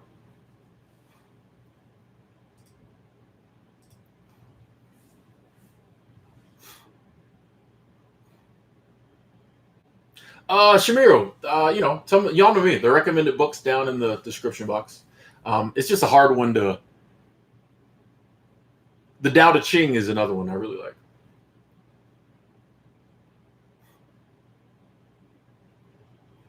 Exactly, Nicole. Yeah. That's where I think are the areas where like NFTs are like going to be big.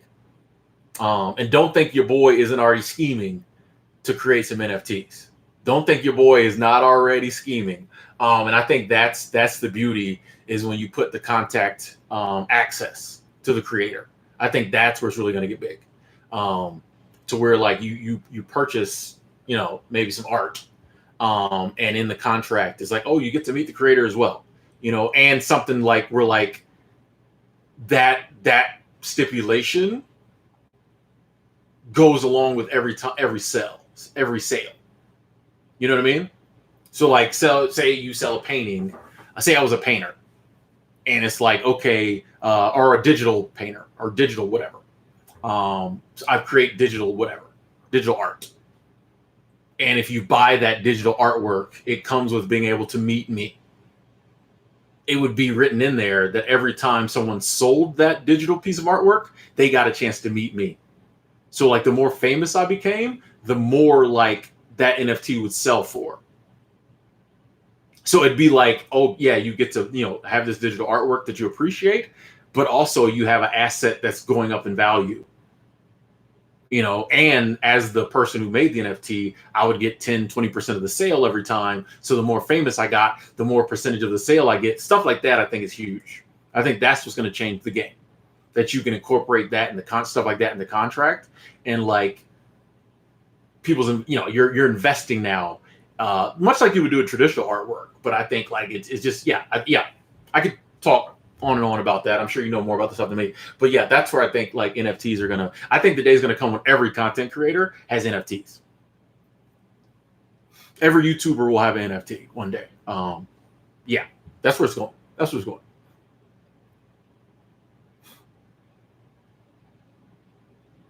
Sam said, yeah, rent is too damn high. I do think that like there will be like a housing market crash, and I think rents will come down. I mean, you just can't. It's not sustainable. I mean, the homeless problem is already so bad. You just can't have rents keep going up, more and more people becoming homeless before the people push back. You'll get to the point where people just like you kick them out their house and they just break back in and go live in it again. Like you'll it's not sustainable. So there will have to be some type of change in the near future.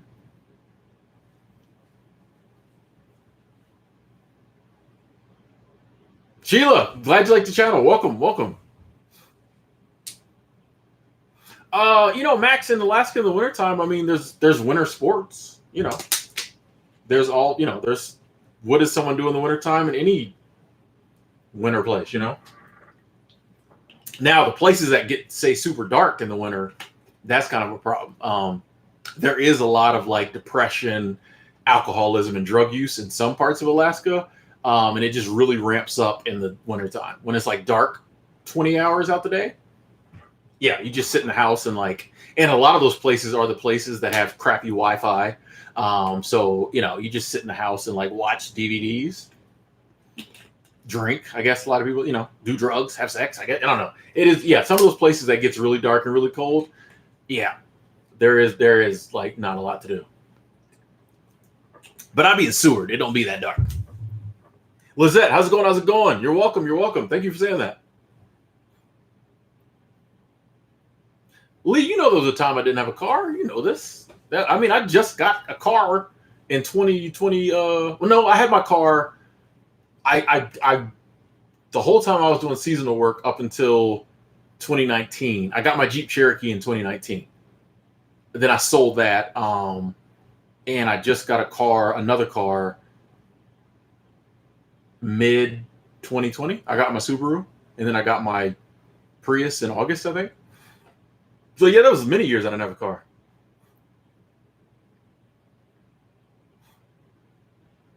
Okay, that makes sense. NS. Okay, cool.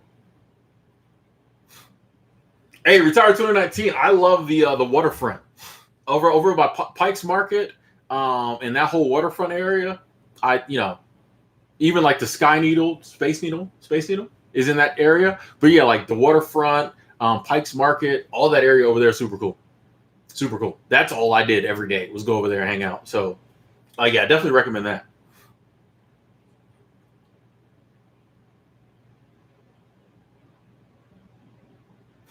Yeah, Nicole. Yeah. Thanks for saying that. Yeah.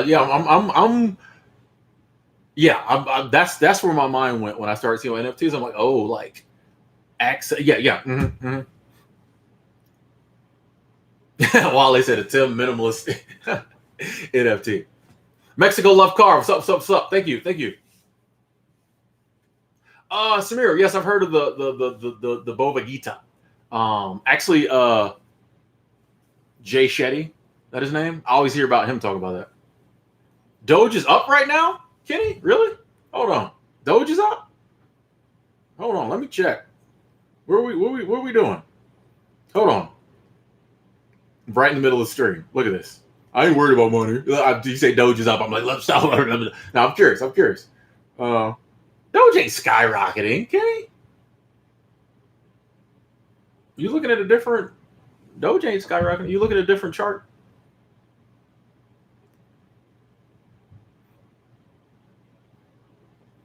Walking the line. Yeah, that's I don't know of any places to sell photography online. And this is not at all to discourage you. from your dream, because some people do it. I just think it might be, I don't know how saturated that market is. Because like everybody has cameras on their phone now that take pretty good pictures. I just think that might be a hard market to break into, because like everybody can do that. You know what I mean? Not to, I'm just saying like that's what, like, I don't know. It just, I feel like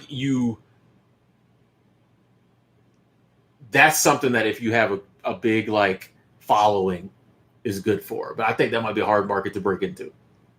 I don't know. I could be wrong. Prove me wrong. Oh, you meant work in Alaska for the wintertime. Yeah, I don't like, there's really not, Alaska's is huge, like has a huge economy in like the summertime. Wintertime, not so much. You could probably go up and work on like one of them pipelines. They're probably always hiring. Jet lag, I mean, I think prepping is cool. You know, I have a feeling things are probably, we're going to go through some interesting times. We talked about earlier, I think mental preparedness is mental prepping is very important. But yeah, if you feel like you want to stockpile some stuff, I say go for it. Why not?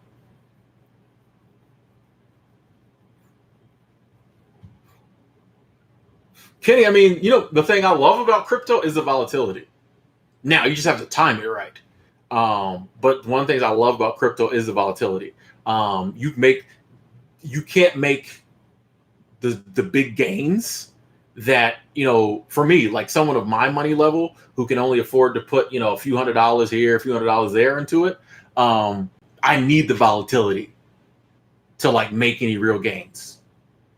So like, I love the volatility. Because it's like either I'm going to hit big or lose it all. You know what I mean? But I think the thing with crypto, like I think you can, like when Bitcoin dropped down to 31,000, I'm like, it's going to go back up. I'm pretty sure it's dropped down to 31,000. It stayed there for a while. I'm like, I think it's hit that point. It's probably going to go back up. It went up to like 40. Then it dropped down to like 38. I sold and took my profits. I bought a bunch of Bitcoin at like 31,000, sold it at 38. I feel like there's little moves like that you can time if you watch it. Or I could have been totally wrong, could have went down to 20. But I mean, the volatility I like just because it you never know when it might skyrocket. A lot of other stuff doesn't skyrocket. So like, yeah, you make some gains, but like, but I'd like crypto. It can, dude, AMP was up friggin' 80% the other day or something like that. It went from 4 cents to 7 cents. I think it went up to 8 cents. Like doubled. So little stuff like that. Like if you time it wrong and it drops like that, yeah, but like, I don't know. We're toying around. We'll see. Rex, I appreciate you saying that. Thank you.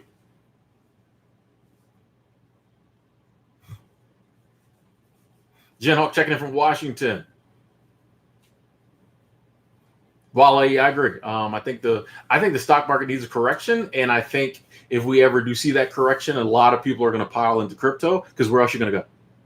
Gold and silver is dead. Nobody seems to believe in it anymore. I think it's a viable option, but where else are people going to go?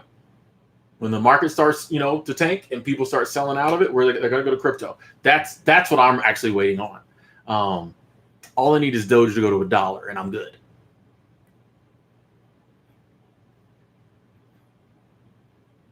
Oh, well, hey, that's totally different. Yeah, welcome to life. You got some rare pictures? Okay, yeah. See? Prove me wrong. Thank you. Yeah, if you got some rare pictures, stuff like that, yeah, I think you definitely could. But I don't know where to sell them.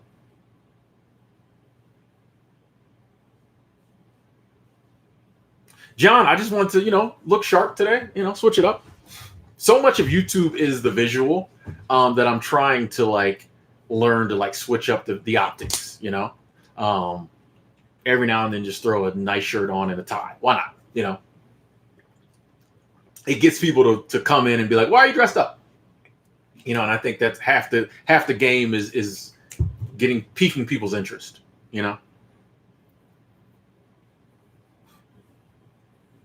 Max, I don't know how much I spend per day. Like I said, I'm, I'll get a little money come in and I'll, throw $200 at something. For a while there, I was throwing a lot of money at Doge. But yes, I don't think it's kind of a daily thing. It's just kind of when I get a little extra disposable, My YouTube check comes in, I'll throw some money at it. I've been working these temp jobs, so when I get paid through there, I've been throwing some money out of it. August, we probably won't put too much money in. But yeah, just whenever I have some extra. Yeah, Nicole, I agree. Yeah, that's awesome. And I love hearing that feedback. Yeah, I think especially like the younger generation. I think so many people are going to see crypto as the future. They're just not. They're over it. It just goes in line with like the young generation's values. They ain't trying to work like that. They ain't trying to be at the mercy of the banks. I just think it goes along with everyone. And like when they all pile in, us old people are going to start piling in too. So yeah. Hey Max, no problem, man. I mean, we're here to talk, so that's awesome. Nah, man, I don't think it's too late to jump in the Doge. Is it 20 cent? I and I could be totally wrong. It could go down to 0.007 cents again. Who knows? But I mean, I totally think that like we're going to see another huge ramp up in crypto. Like it's why wouldn't we? Den Z says grow food. Reconstructing Leslie. Hey, how's it going? How's it going? Checking from Mississippi. What's up? What's up? NS, I am 41. I will be 42 this year. 41. We earn these gray hairs. Yeah, 41. Enjoy your 20s. Live your life. I finally walked the line, signed up for Cash App. Dang, I didn't link it in the description today. Dang it. I finally signed up for, excuse me, not Cash App, Coinbase. There's a few different places you can, really get into crypto, but I signed up for Coinbase finally. So, yeah, I got some Bitcoin on Cash App too. I'm about to sell it. But yeah, I got some Bitcoin on Cash App too. But if you really want to get into like crypto, yeah, I think, Coinbase, Binance, like some of the other places I think are the move. But if you just Google like buy crypto, I think you'll be able to go through and see like the more, professional. It's not the word I was looking for. Like places to buy crypto. Marquis, a little late, but you're here.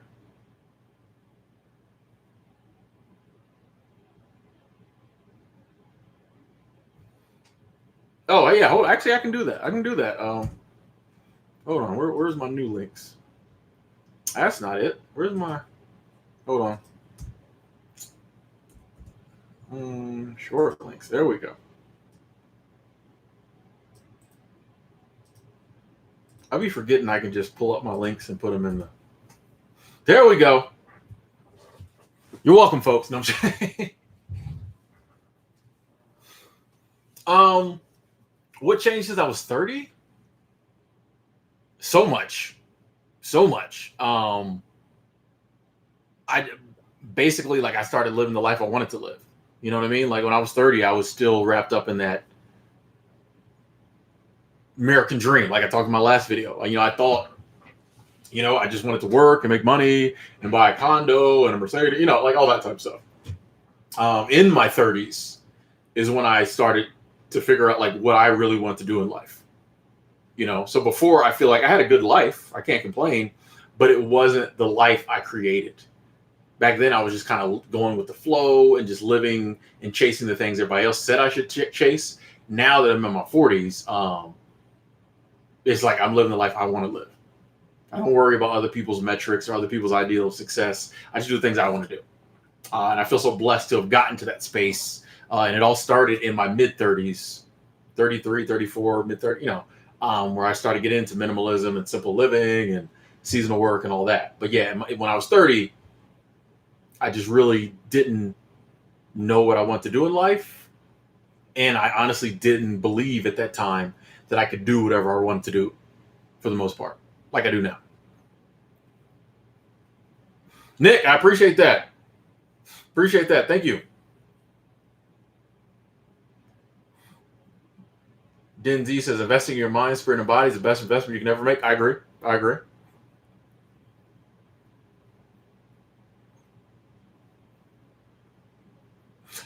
Planet Pepe. I would imagine like a lot of males don't talk about getting drugged and taking advantage of. I think it happens a lot. I know there was times where like I got drunk and people robbed me. Like there was times when like I blacked out kind of, but like I know how much money I had on me and I woke up and I was broke. And a lot of times I think it was my friends who did it. Not my real friends, but people I was chilling with. So I know that happens a lot, but I think dudes ain't gonna talk about it. I think dudes get drugged and get taken advantage of in physical ways. And they just don't ever talk about it. You know? Yeah, Marquis, if I could meet my 20-year-old self, yeah, I would tolerate his presence. Yeah, you know what I mean? Like I was cool dude at 20. I was cool, you know. Yeah.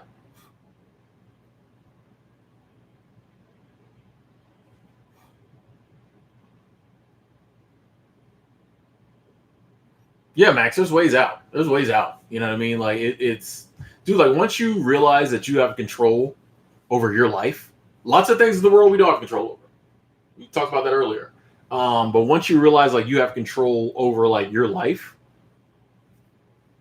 once like they try to take that thought from you at a very young age.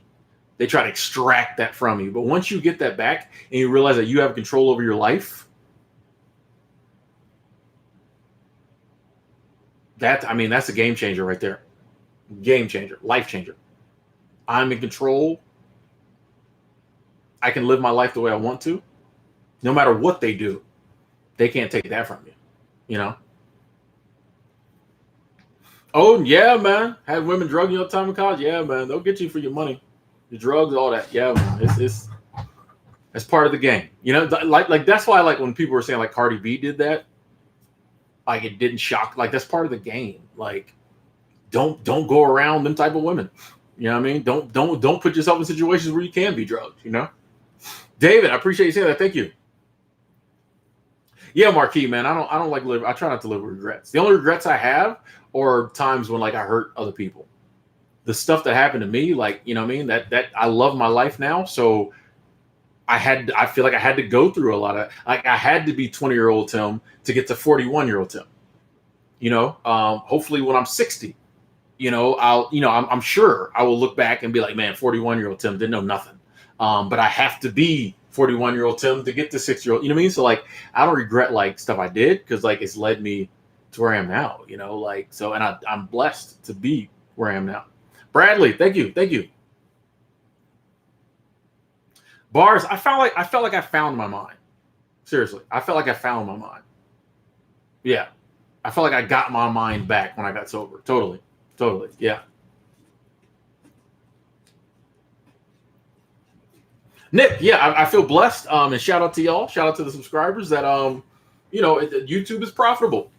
You know, it's profitable for me. You know, so yeah. I have some levels and you know I want to hit. You know, it's ongoing, and my levels are more like subscriber numbers and things like that. But I have identified, you know, certain. I'm like, okay, when I'm making this much money a month, blah blah blah. But it's not like I'm ever like, not make. You know what I mean? Like I'm blessed to get any money off YouTube. You know what I'm saying? So like, yeah, I super blessed.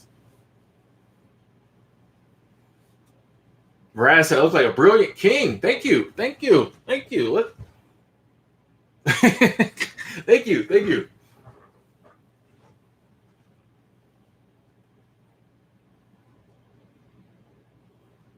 Josh, hey, you know, those things happen. Setbacks happen. You know, relapses happen. You stumble, you get back up, you keep going up the trail. You know, you climb the mountain, you fall down, you just stand back up, keep going. Like, you know, you still got that progress you made. So yeah. NS, thank you. I appreciate that. Super Chat Squad. NS, I appreciate that. Thank you so much.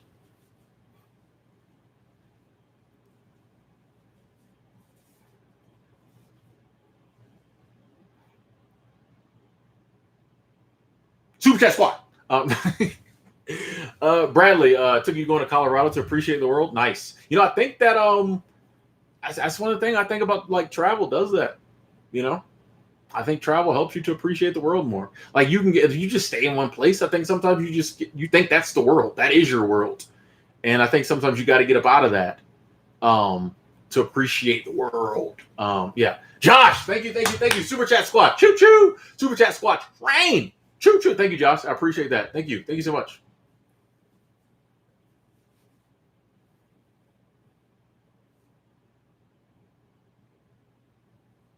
Dark Icon checking in. Actually, I didn't run across a lot of freaks when I was in Mexico overseas because I wasn't in those situations. I didn't go partying. Nah, I was in my hotel every night by like 9 o'clock. I really just I explored. I walked around. I went to parks. I didn't go to any clubs or bars or none of that. Like I didn't even like that's one of the things that like it didn't occur to me. But like when I came back home from Bangkok, right? When I came home from Thailand, Bangkok is one of the biggest party cities in the world. You know what I mean? Like there is a lot of debauchery that goes down in Bangkok, and cool. I think the world needs places like that. But never drank, didn't hook up with no scuzzies. I did nothing. Now I might have stared out my window at some of that stuff going on. It was fun to watch other people getting involved in that, but I didn't do none of that. Tim 10 years ago would have probably ended up in jail in Bangkok. I know me. I'd have been drunk. I've been doing all kind of crazy stuff. You know what I mean?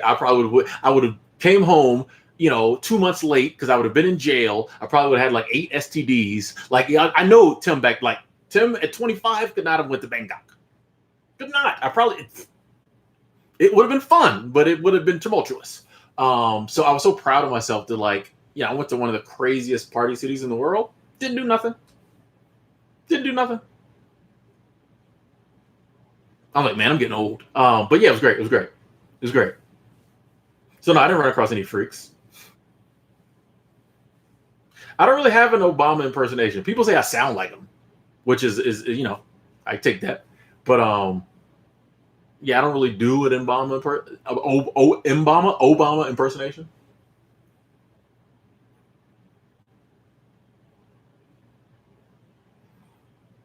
Low key checking in. Hey folks, give me 2 minutes.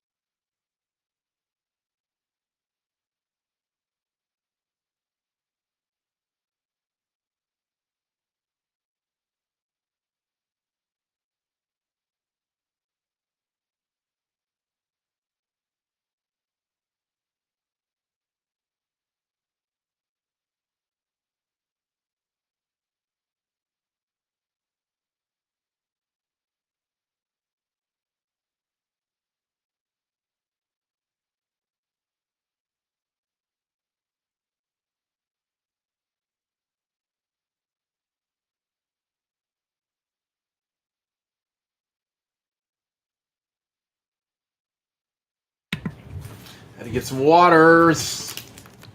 Gotta stay hydrated. Former eBear checking in. How's it going? Genghis Gray. I'm good. How are you?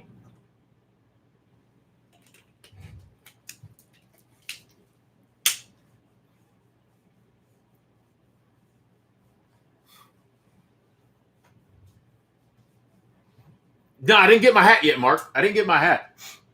Mark, you know what's crazy? So I told you I want to go to an Angels game. They won't like MLB.com will not let me buy friggin' Angels tickets. Because I was like, I'm gonna go to California. What is it doing in my chat?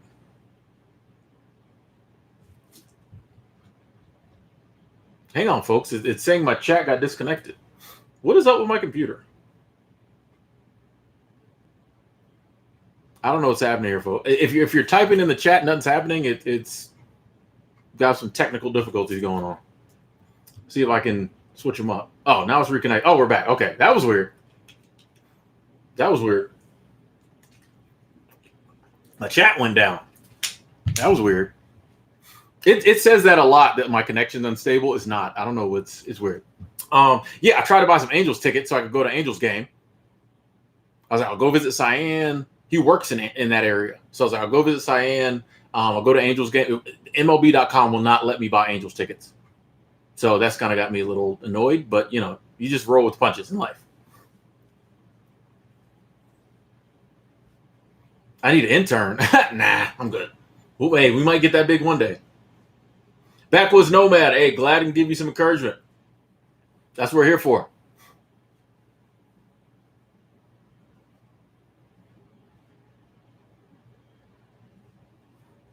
Yeah, I don't know if I'd ever get big enough to have an intern. But if I ever did, like I already know, if I ever needed like a intern personal assistant, I already know who I want to be.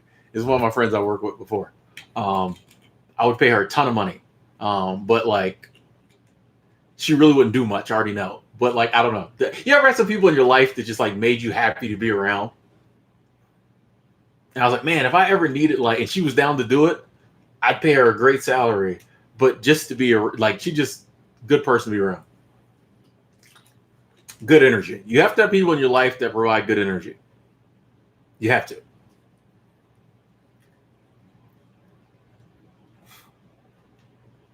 Hey, dark icon. Just hey, sometimes you got to pull the trigger. Sometimes you got to pull the trigger.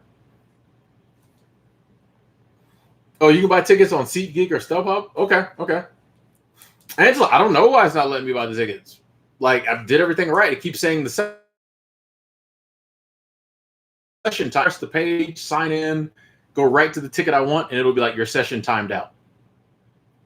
I tried this literally. I tried it in different browsers because I've been using the Brave browser, so I can earn basic attention tokens for just using the internet. I tried it in Firefox. Like it just won't in Firefox. Like it just won't let me buy the ticket. I don't know. Like so, I'm like maybe that's a sign I don't need to go to an Angels game. So yeah, but it just wouldn't let me buy tickets. It's crazy. And you know me, I'm the type that like if I try to do something a couple times, it doesn't work. Well, then you just don't get my money. If I'm trying to give you money and I can't, then you just don't get my money. Sorry, Angel Stadium. You're just not getting my cash. You know, Raz, bless. Thank you. I appreciate that. Thank you for the continued support. Super Chat Squad in the building. Raz B always coming through. Thank you, Raz Bliss. What is it, Raz B? Raz Bliss. Raz, the same thing. Raz B. Raz Bliss. Okay, thank you. That's how I want to go, Nick. I want to see Otani. I was like, I want to, once again, like, I'm going to say, like, if I identify, like, I want to do something, I was like, man, I want to go see Otani. So I tried to buy the tickets. It wouldn't let me buy the tickets. And you can't buy them at the door, apparently.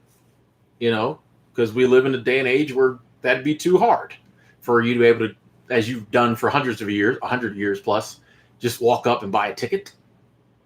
No, you got to do it online. It wouldn't let me. So I'm like, all right. Guess I won't do that. I'll just watch them on. But I do want to buy a hat. I do want to get an Angels hat. I actually want a hat in Jersey. If I lived in a town that had like a Foot Locker or someplace like that sold stuff like that, I would just go buy one. But since I live in Bozeman and they don't have stuff like that, I may have to go to Billings or something. Hey, Toj 240. I'm not ignoring your comment, but we talked about that earlier. And I kind of don't just want to keep like rehashing. But you can like go back and watch the beginning of the stream, and we rambled on for like 20 minutes about it. Backwoods going off grid in Arizona. Nice. I'll be there in November, if not before. But yeah. Ooh, look what one of my friends got me yesterday. A friend of mine got me. I haven't read it yet. It's a reproduction of this comic was like from 1947. Nice. Look at this. Because she knows I like comic books. Look at this artwork. Look at this. I haven't read it yet. I can't wait. I'm saving it. You got to have friends who know what you're into. Like, it was crazy because like I'm like leery when people give me presents because like there's not a lot I'm into. And she gave me this and I was like, wow, like that was perfect. Like I was like, ha! Like I got giddy. I can't wait to read it. Yeah. You got to have people in your life who understand you. Like good energy, people who understand you. Do things you love with people you love. That's it. That's like my whole life philosophy now. The rest of my life, I just want to do things I love with people I love. That's it.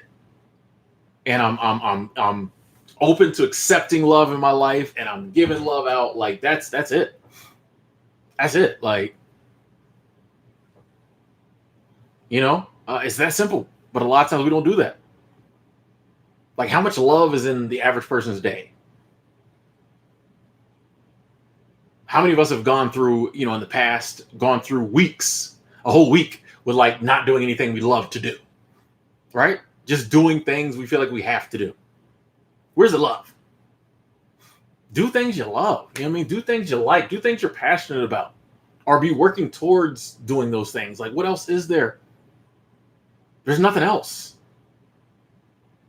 Like there's not like all this other stuff doesn't mean anything.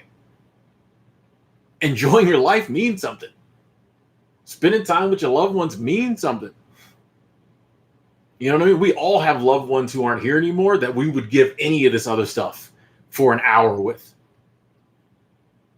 You know what I mean? Like, that's what means something. For 30 minutes with somebody we don't get a chance to be with, or they're gone, we'd give anything. But a lot of people, we have people in our lives now that we care about like that, and we'll never hang out with them. You know what I mean? Like, that's what's important. That's what's important. Love is currency. I like that. I like that. Dark Icon, I appreciate that. Thank you. Super Chat Squad. Have a cup of Java on me. I will. Thank you. Super Chat Squad, Dark Icon. Appreciate that. That's love. Thanks. Gonna have a nice cup of Java. Nice cup of Joe. Why do they call it Joe? Anybody know why they call coffee Joe? I used to know. I've forgotten. Reviews in LA, yeah. Everything else is just work. Like, you know what I'm saying? It's crazy how, like, we get so wrapped up in, like, actual work, but then, like, so much other stuff we do in our life is just, like, an extension of work. And, like, and people will be like, well, you have to work. And I get that on some level. But, like, that doesn't mean you can't take the time where you're not at work and do things you want to do.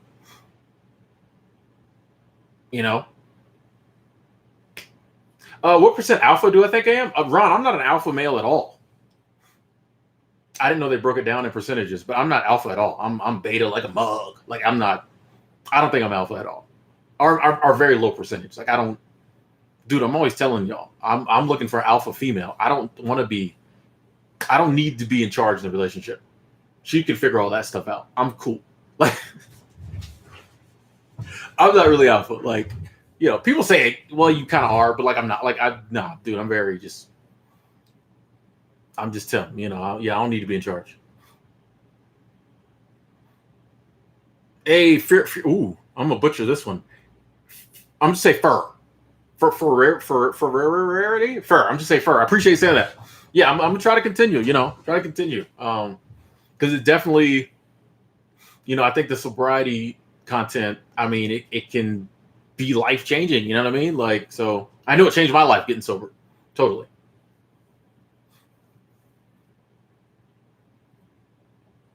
Yeah, number cruncher. We're looking very professional, very profesh today. Oh, Mark. No, I haven't got my hat yet. Mama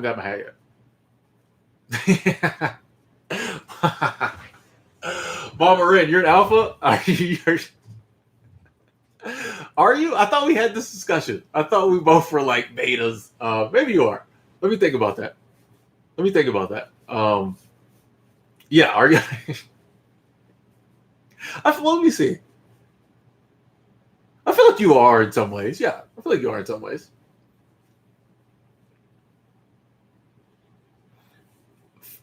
Prize Shah, a black manosphere? I don't even know what that is. So I guess I'm not aware of it. I don't know what that is. Backwoods, I appreciate you saying that. And I don't know. Maybe there is some alpha in me, because I always, every time I get involved in something, people always put me in leadership roles. So maybe there is some alpha in me. I don't know.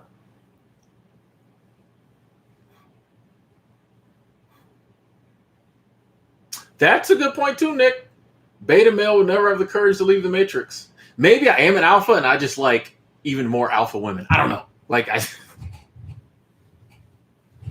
don't know. A flexible alpha. Maybe that's it. I would agree with that, Mama Ren. I would agree that we're both a beautiful blend. I would agree with that. I think so. Well, I'll definitely say you're a beautiful blend. I don't know about me, but I would definitely say you're a beautiful blend. Hey, Silent River, day 6, no weed. Nice. Getting traction this time, feeling great. That's awesome. Keep it going. Hashtag you can quit, and you're welcome. That's awesome. Oh, pre-shot, you're going to Super Chat Squad. First and foremost, Super Chat Squad. Thank you. Love. I appreciate the support. You going to Estes Park this year? Estes Park is beautiful, man. Like I one of the reasons I like going back to the Y is Estes Park. The town. It's about 15 minutes away from the Y, but it's just a chill town. It's a cool town. You get a real feel of like, especially you go in the wintertime. Even the summer is cool. If you go in the summer, you might get to see the rut with the elk. I got a live stream on this channel where literally hundreds of elk just took the town over.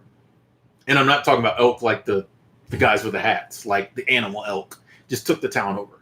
Like you literally couldn't drive. There were so many elk. That's awesome to see. But even in the wintertime, it's just you get that real feel of like a small town Colorado winter. It's pretty cool. It's a cool town. Planet. I think you can grow like a good creator to creator YouTube community. I know for me, like if there's creators I like, I'll reach out. I've got friends now that like we're friends because they made YouTube videos and I reached out. I was like, hey, I like your content. Let's talk. You know what I mean? A good example of that, my boy No Camp Fan. That's my guy. You know what I mean? Both creators. I think, I reached out, said, what's up? He said he checked my stuff out. Like, so I think you can grow one if you're willing to like put yourself out there and just say, hey, I like your content. And you're not trying to like get something from somebody. There's I think the reason why a lot of creators pull back is because a lot of creators will reach out trying to get something from you, like clout chasing, or trying to like, get you to mention their channel. But if you just like reach out to a creator, it's like, hey, I like your content, blah, blah, blah. Maybe we can work together. I think you can grow a creator to creator community.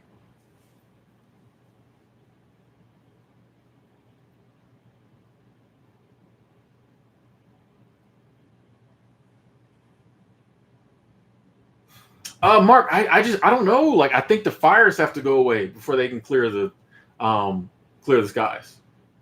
I just think like the fire's got to die down. I mean, I'm ready for the skies to be clear, but it's been like a month and the smoke's still here. I feel like there was a comment I wanted to touch on. Dang it. Like sometimes I'll read a comment, I'll get excited to answer it, and then I'll answer something else. And then I forget the one I was going to go to.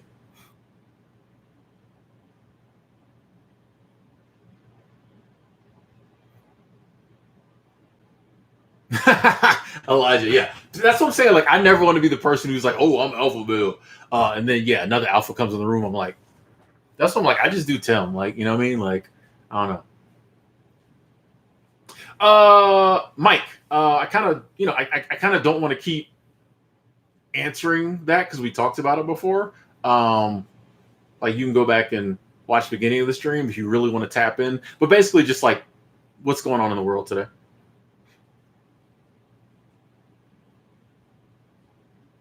Yeah, I heard the smoke from these fires reached all the way to like New York at one time. I was like, that's crazy. Like, it's bad here in Montana. Like, everybody's getting, I feel like on some level, everybody's feeling it a little bit. Like, you just can't have smoke in the air for 3 weeks and it not like kind of get, like, I was sick for a while there. Blessed to have gotten better. But I was kind of sick for a while there.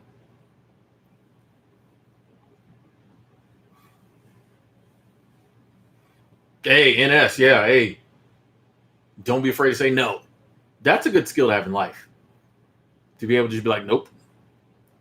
And not worry about it. That's a good skill. Like, nope. I had to learn that.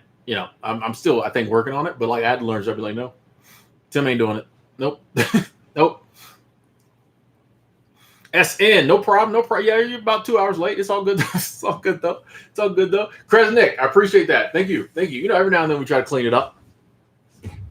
Planet, thank you. What does that say? What does that say? What alert? Spoiler alert. Oh, my glass. That's too small. these 41-year-old eyes. Thank you so much, Super Chat Squad. Thank you, Super Chat Squad. Spoiler alert. Here we go. Yeah, stand your ground. Just say no.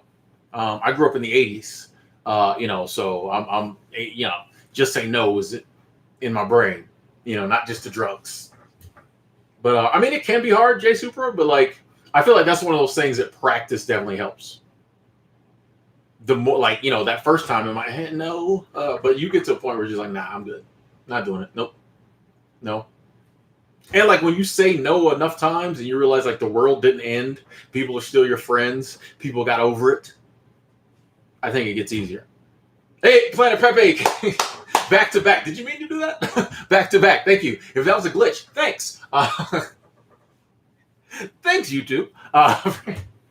Planet Pepe, I appreciate that. Thank you. Super Chat Squad. Thank you. Appreciate that. Yeah, like Angela said, learn to say no and not feel guilty about it is learned. You just have to do it. So many things in life are just learned. It's like, oh, I can't do so-and-so. You just have to like do it and keep doing it. And then, give yourself 6 months. You'll be doing it like a pro. People will be like, can I? No. Can you think of, no. Can't do it. And I agree with you on that, Max. Yeah, if you're an empath, because you feel what the other people are feeling. So like you're feeling when you say no, how they're feeling. But even with that, people get over stuff. My sisters were big on that. Growing up there, I was like, they'll get over it. And I learned, people get over stuff. I get over stuff. Other people get over stuff. Like,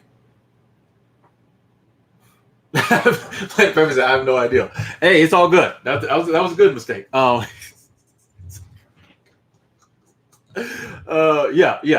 feel like it could be hard to be an empath, and stand your ground, say no, things of that nature. Yogi Raw, appreciate you saying that. You know what's crazy though? I did not pick this out. I actually wore this shirt and tie to my friend Savannah's wedding. Shout out to Nana. My good friend Abby picked this out. Yeah, she picked this out. I didn't. I was like, you got to come to the Macy's with me because I will not. So yeah. I can't take the credit for the fashion sense on this. My friend Abby picked it out. I was like, it's very below. She was like, it'll be fine. So yeah, she picked this out for me. So I can't take credit. But it does look good on me. Yeah.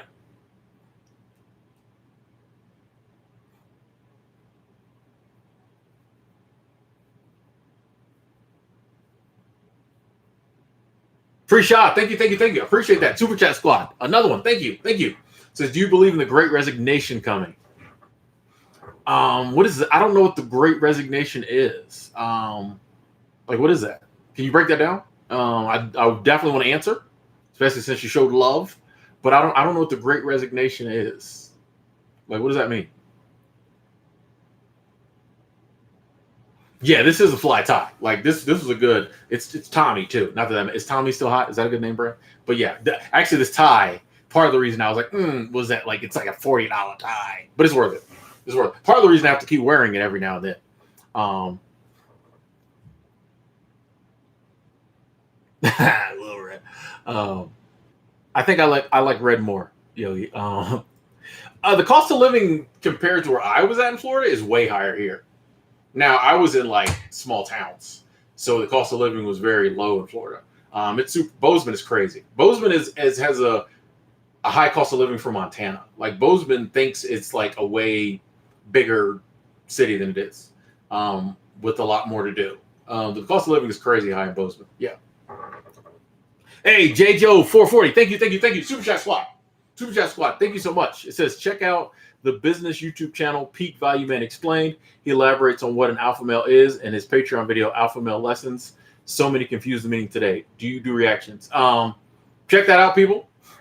Business YouTube channel, Peak Value Man Explained. Okay, what alpha males are. No, I don't do reactions. I just kind of feel like that's not my lane.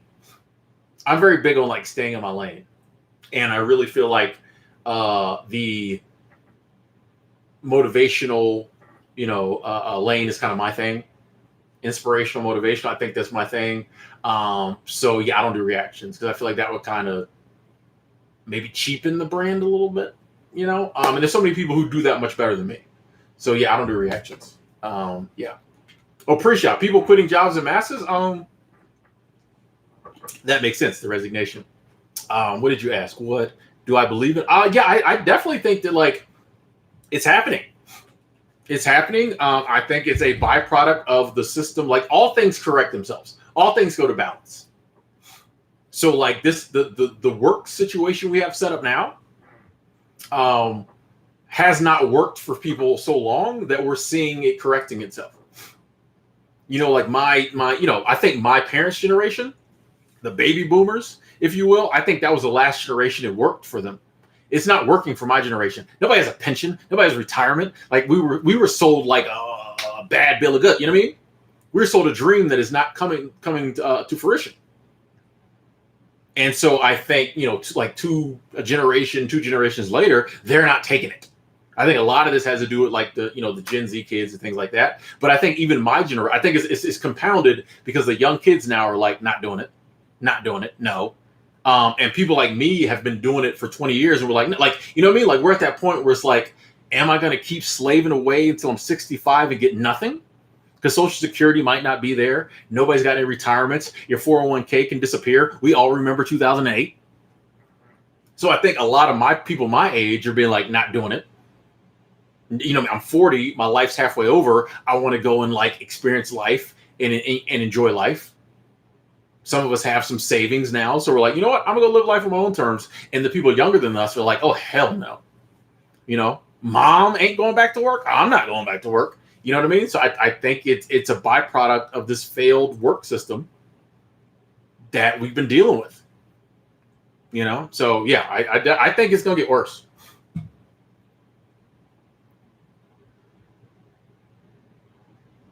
$40 for a tie. I'm used to Walmart ties, Angela. I was like $40, but it was a wedding.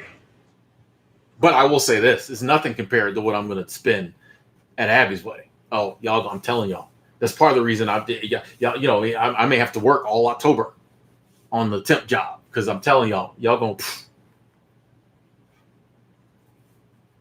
come to. Don't worry, I'll take y'all along with me. ZE, what's up?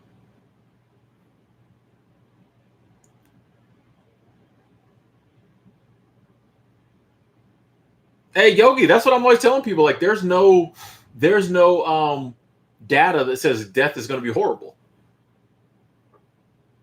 Like if you look at like when any other organism or animal dies, very peaceful. Even when humans die, unless it's a violent death, very peaceful.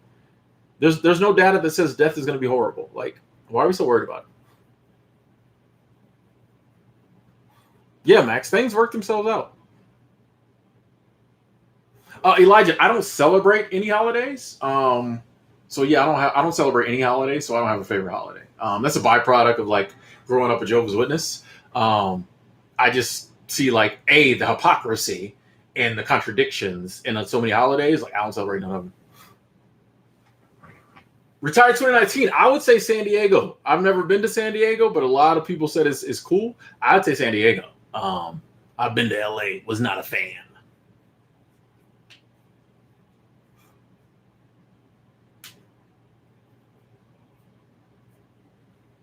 Hey, man, I appreciate you saying that, Matt. Yeah. And yeah, I feel like I kind of like the ideal of having a channel that like, not saying anyone can do reactions. It is a skill to do reactions well, but like, I feel like it takes a little more work to do a channel like mine. And I kind of pride myself on that. Yes, that's a little ego. But the reaction people get way more views and make way more money and way more subscribers. So it all pans out. But yeah.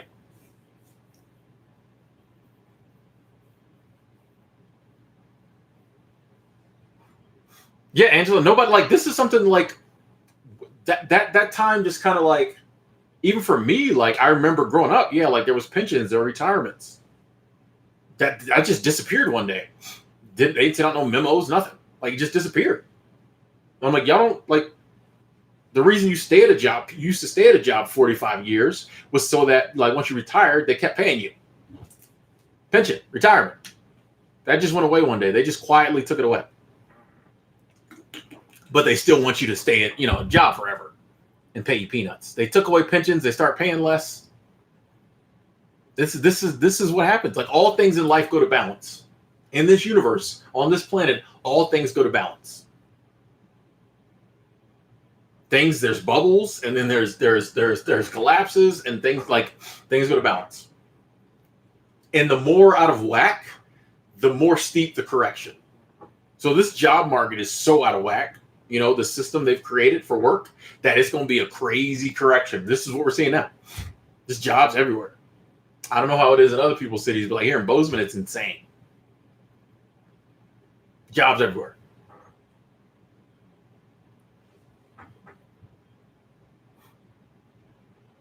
Yeah, I agree. Baby boomers and millennials have different perceptions of time. And I think that's because baby boomers grew up in a generation where, like, especially like looking from like a work perspective, you could like, and the world was slower back. You know what I mean? Like the world was slower back then. They live in a way slower world than we do now. So, but even back then, like from a work perspective, you could grind it out and work at a job for many, many years, decades, and there were benefits to it. So it was easier to just be like, oh, I got a job at the plant. I'm going to stay here until I retire. They're going to take care of me after I retire. Cool. It ain't like that now. The world's more sped up, but also like, as like a millennial, you're like, every day I'm at this job is a day I'm not at another job where they might, like, yeah, it's just different.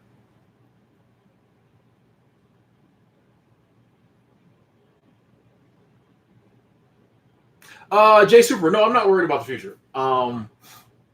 Why? Like my whole life, like I look back at like throughout life, things have happened and I've had to deal with them. My whole life, all of our lives. In the future, things are going to happen. We'll have to deal with them. Like that's what life is. Things happen, you deal with them. So like I don't feel the need to sit around and worry about what's going to happen. I'm just trying to prepare myself mentally to be able to deal with whatever happens. One day something will come along and take me up out of here. One of the beauties of life is that it ends. So no matter what happens, one day it's over. So I don't really have to worry too much about what's going to happen because like it's not going to last forever. All I have to do is just endure whatever happens.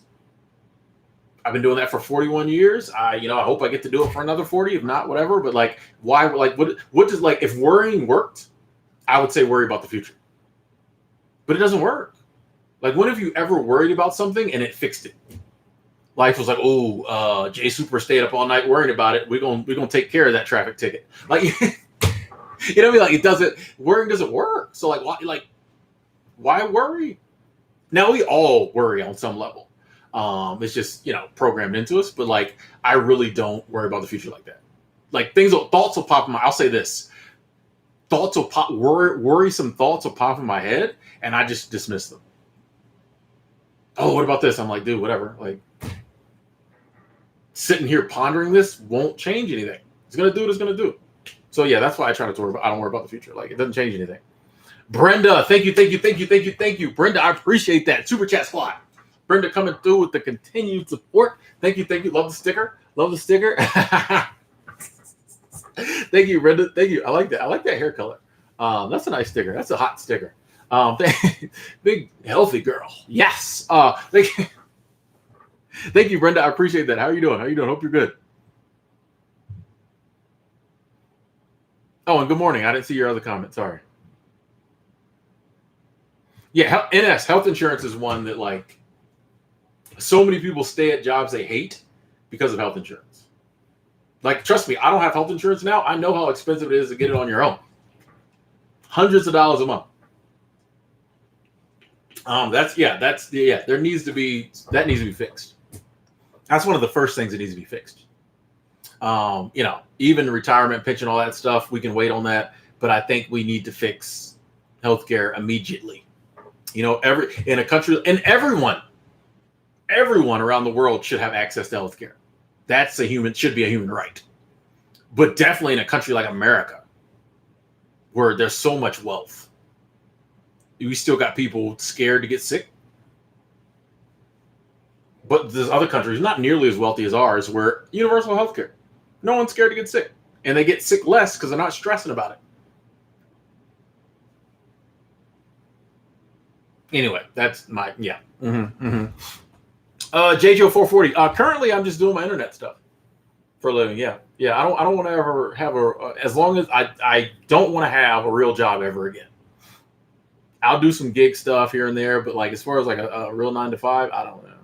I'm trying to figure out how to live without that. Self care boss, how's it going?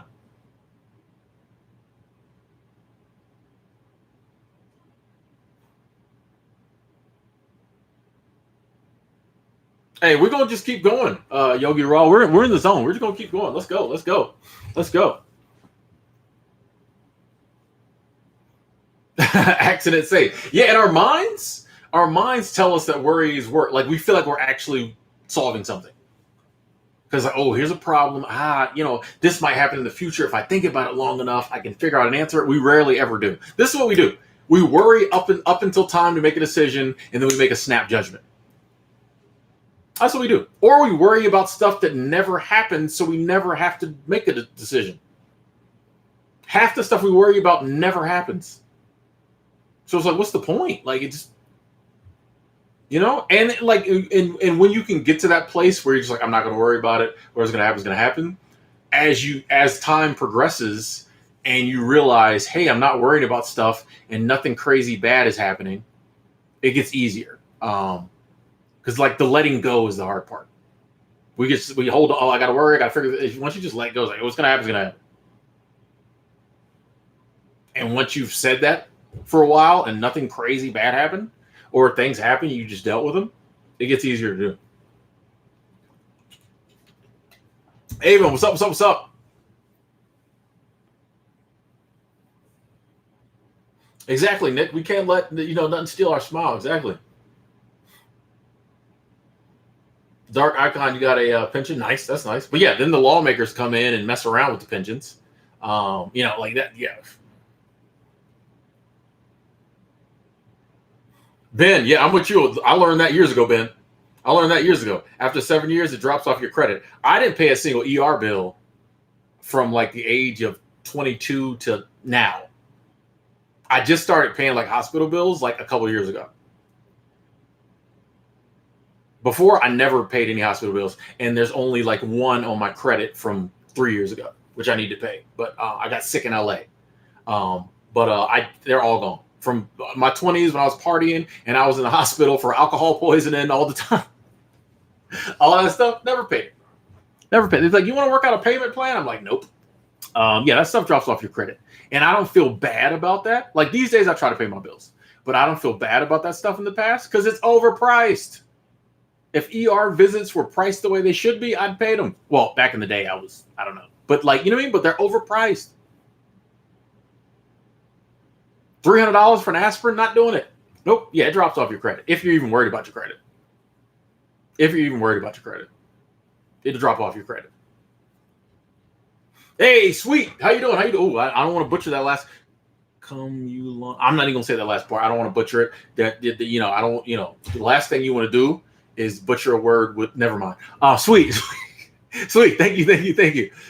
Sometimes I start getting too left field. Thank you, sweet. I appreciate that. So half the stuff we worry about never happens. It's true. It's true. Like, thank you, Super Chat Squad. Thank you so much. It's definitely true. So many things we worry about doesn't happen. Like the amount of stuff the average person worries about cannot all happen. You don't live that long. If everything you worry about happened, you'd have to live to be like 800. We would be immortal. Like, it just doesn't happen. That's why I'm like, I'm done worrying about it. It's going to do what it's going to do. And I'll just have to learn how to, like, once you get the idea, like, okay, I just have to learn how to endure this stuff. I was saying earlier, there have been some people that have been put in the worst situations that we can conjure up, and they've survived. Think about like concentration camps, Auschwitz, stuff like that. Horrible conditions for years. People just got mentally tough and survived. And I'm worried about like what I'm gonna do if my car breaks down. You know what I mean? And I think too, like once you start to let go of the worry, I think you start to understand how unimportant a lot of stuff is. Like you start to realize life is about survival. Life is about doing what you love, with people you love. And as long as you're able to do that stuff, it's okay. A lot of stuff we worry about is just like extra. You just don't worry about it. Yeah, Max, straight up, no health insurance, none, none. Nope, nope. I probably will get some soon, but I'm just being very stubborn because I don't want to pay $265 a month for health insurance. But yeah, I don't have it, and it's part of it is like making a statement of like, it's not. Yeah, I'm not playing that game for now. So yeah, you know me. I'm telling you, I just don't. And the thing too is like, do I want to get sick and die? No. But if that happens, it happens. Like, I'm not in that world. Like, I'm not so married to this life that I'm like, oh, I have to make decisions. I'm not going to work at a job I hate and be miserable every day just so that, like, if I get sick, I can get it taken care of and pay for it. No. I'm going to live my life. I'm going to enjoy it. If I get sick and die, I get sick and die. Like, I'm making decisions based on what I want to do regardless.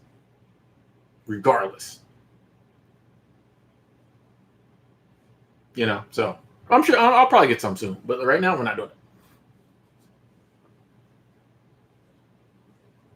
J. Joe said that channel you mentioned can help you double your income. Okay.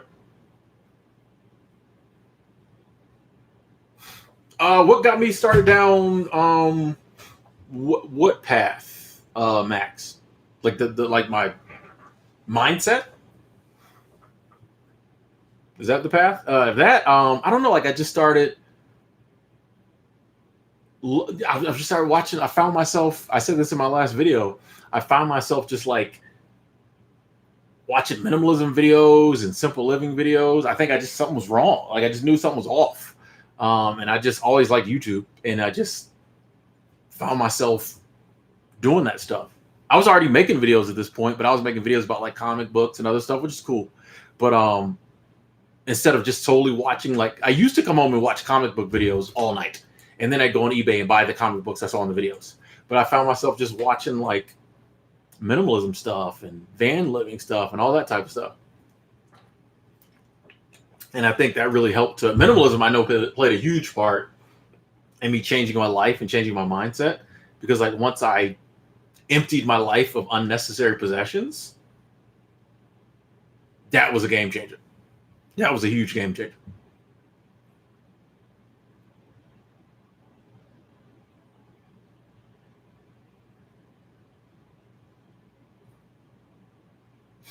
Peter Piper. I feel like sometimes we think we're lost without work if we don't have anything to replace it. And dude, you can ask anybody who knew me back in the day. Even now, I'm a very hard worker. I love to work. But like these days, I can go long amounts of time without working because I found something to replace it. You know what I'm saying? And so I definitely think like, for you, I think when you start traveling, this whole born to work will go out the window because you'll be doing stuff that you love and it will replace the work. And I think 30,000 is way more than enough to travel. I think one of the reasons so many people don't travel is like we think it's more expensive. And dude, I started my version of traveling with $1,200 in the bank, $1,250. And 6 years later, we still live in the life we want to live. So I think 30,000 is way more than you need. Way more. So I think 30,000. I mean, I think 30,000 could last you as long as you want it to last you. I honestly believe that. Michael the Baker, thank you. Super Chat Squad. Thank you. Says, we have the suit and tie out. Mostly talking about some serious stuff today. Hey, it's always serious. It's not really always serious. Some days we get very playful, but today I want to switch it up. Give the people some different optics. Like I was saying earlier, I paid what I consider a lot of money for this outfit, so I have to keep wearing it. But just kind of want to switch it up. How you doing, Michael? Appreciate the love. Thank you so much. Super Chat Squad.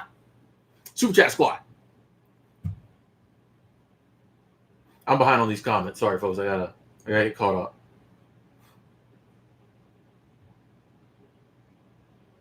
Oh, you can call the hospital in advance to see if they'll take a charity patient. I didn't know that. You want to see my fruit today, self-care boss? Blueberry pie.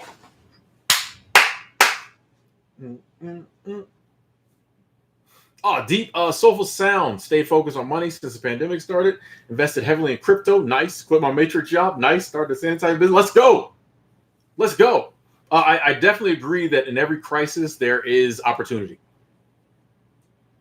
Every crisis there's opportunity. So that's awesome that you figured all that out. I'm so glad you got to leave your job, doing well in crypto, got your own business. Let's go. That's awesome. That's all. That's a great story. Thank you for sharing. That's a great story. Let's go. It's possible, people. Why did they block that comment? Raz, I totally agree. Like, you can make yourself sick mentally. Yes, I agree.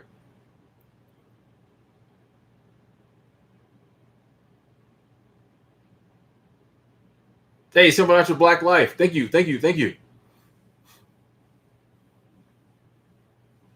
Yeah, I mean, I'm glad. Like, I was able to turn my life around too. That's another one too. Yeah, the less excuses you make in life, like the more you can grow and progress.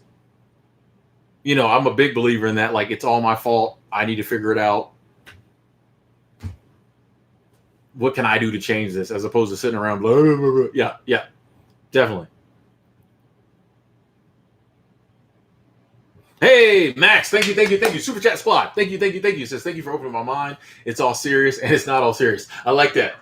I like that. I like that. That's the title of my book. It's all serious and none of, and it's not all serious. I like that. Appreciate that, Max. Super Chat Squad. Oh, we got one behind Millie. Choo choo. Choo choo. Millie McKenzie. Good morning. Good morning. Thank you. Thank you. I appreciate that. How you doing, Millie? Thank you. Max, Millie, Michael. Hey, that's all three. That's three M's in a row. Michael, Max, Millie. Y'all didn't think I noticed that. I see what's going on here. Thank y'all. Thank y'all so much. Thank you. Thank you. How you doing, Millie? Choo choo. Y'all don't get that much. I don't. You know. I don't get that much. Every now and then, I'll do the choo choo. I look crazy. Christopher, I used to want to be a public speaker, and now I kind of think that, like, I feel like I can reach more people on the internet. So I kind of feel like,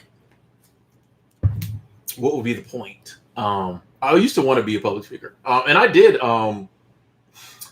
I did and part of the reason I think if I have any skill at speaking, I did a lot of public speaking in the church or in the Kingdom Hall, if you want to be specific, growing up. And so I think I'm glad for that it helped me to, like, from 8, I was standing up in front of people talking. So I used to want to do that, but now I'm like, I feel like the internet is taking the place of that, you know?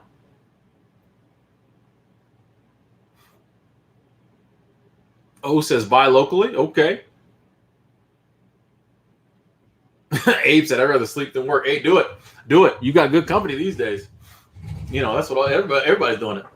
I spend a lot of time doing research. Dude, I'm trying to work like 4 hours a day. That's and all my own stuff. Like, that's where I'm at with it. Like, I spent, like, yesterday. Was that yesterday? Day before yesterday. Yesterday I didn't post anything because the video I posted the day before yesterday was doing quite well. But the day before yesterday, I went out, I got my coffee. I went out to I forget the name of that place, but shot that video. Thank y'all for watching that video about, you know, giving up on the American dream. If you haven't watched it, watch it. If you want to, hit the like button. And I got back home at like noon, 11:30 noon. And I edited the video and, you know, uploaded it. And then I did almost nothing else the rest of the day. I was doing research. So a lot of times I am, like, doing stuff, but, like, I just sat on the computer. I laid in bed. I watched the movie. I did very little. You know, I was like, you know what? I want my standard day to be like this. 4 hours or so on content creation, the rest of it on research, chilling, relaxing. Like, I'm all for it. I'm all for it. Odin, I agree. Working for abusive, incompetent people, never satisfying. You know, if I'm gonna have to work for someone incompetent, it's gonna be me, right? If I got to work for bad boss, it's gonna be me. How's it?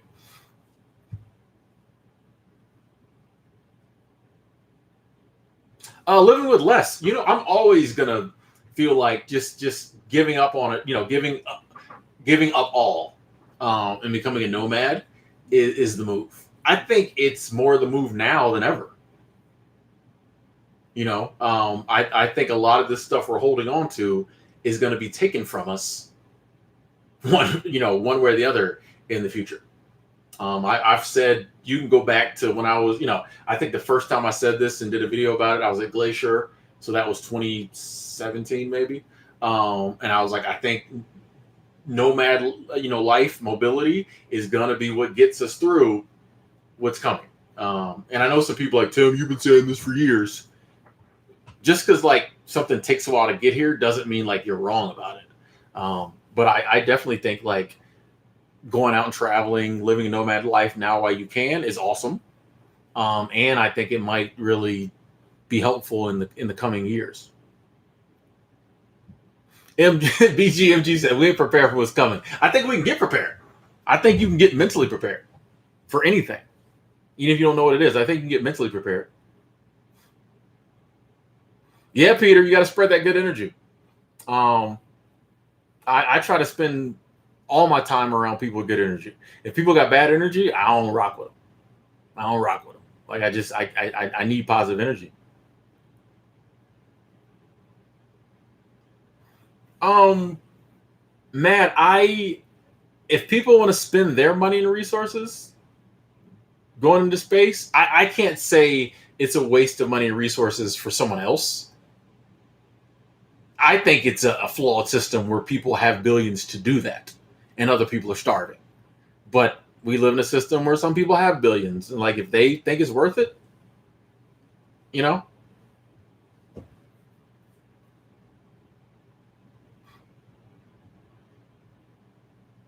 Yeah, it's the end of the world. So I feel fine. Totally. Hey, Richard, thank you. DoorDash King. Said DoorDash sucks today. Long time fan. So sorry. Hey, Richard, I appreciate that, man. Always coming through, showing love. Always showing love. Long time. I honestly think Richard might be like the oldest subscriber. Not the oldest age wise, but like Richard goes way back and remembers all the stuff from way back. So respect. Super Chat Squad. Thank you. I appreciate that, Richard. Thank you. Sorry to hear DoorDash sucks. Sorry about that. It's weird. I don't know. I feel like the gigs have been off lately, which sucks because I'm always like gig jobs.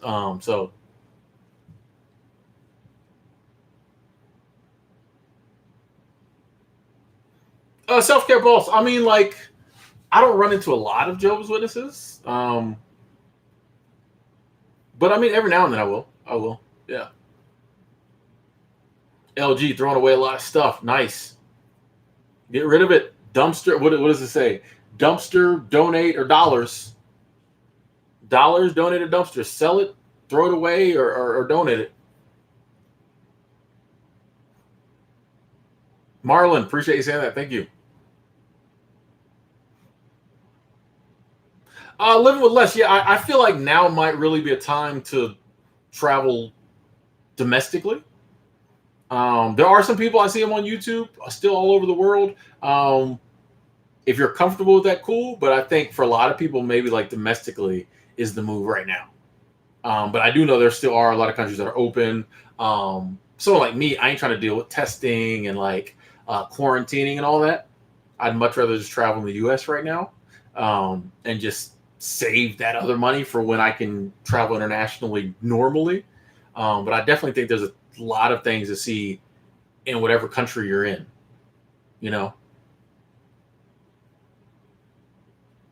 Millie, you back home. Nice. And you're welcome. Yeah, you got to keep it positive. A lot of negativity in the world. Got to keep it positive. Planet Pepe, is hitchhiking illegal everywhere? I think hitchhiking is stigmatized. I think it's more. I don't know if it's just not very safe these days. I think a lot of people think, and I would agree, it's probably not as safe as it was 50, 60 years ago. So I think maybe that's why people look down on hitchhiking. But I mean, I think you could probably still do it. Like, I feel like you're not going to get arrested for hitchhiking. They might tell you to, move off from certain places, but I don't think they're going to arrest you for it. I think van life is glorified because, like, it's hot, it's hip. But honestly, I think anyone who's done van living will tell you it's not as glamorous as a lot of people make it seem. Marvel for Life, I'm with you. Solo travels, where's that? If you can't find nobody to go with you, go alone.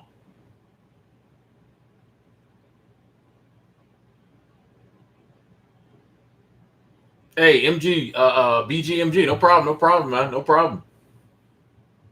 Yeah, man, it people open my eyes to it, so I'm trying to, pay it forward. Live with less, that's awesome. 12 years sober, that's awesome, that's awesome. Go check that video out, folks. Peter checking in, how's it going? See Bari, nice. Taking the next step, quit your job. Let's go. 2 weeks of work left. Hey, oh, wow, that's crazy. Truck died on the way to work, just walked the rest of the day, had a good day. That's what I'm talking about. You could have got all down about that. Oh, I quit my job, my truck, but no, you just walked to work, had a good day. That's that mindset of things happen, you just deal with them. I don't have to get all worked up. I don't have to get all bent out of shape. I can still have a good day. I'll figure out what to do with the truck. Have to. So you got to do something. I'll figure it out. You know what I mean? That's the mindset I think is a beautiful mindset to have. And if we can all kind of get that mindset about the future, we ain't got to worry about it. Stuff's going to happen. We're going to deal with it.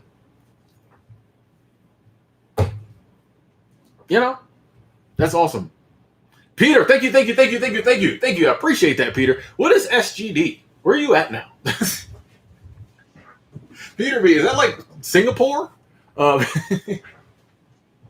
Peter B all over the place. Thank you, Peter. Super Chat Squad. Thank you. The continued support. Peter always comes through showing love. Thank you. I'm telling you, man, I love this international, when the international currency pops up, you know what I mean? I love it because I'm learning. Y'all don't know what SGD is.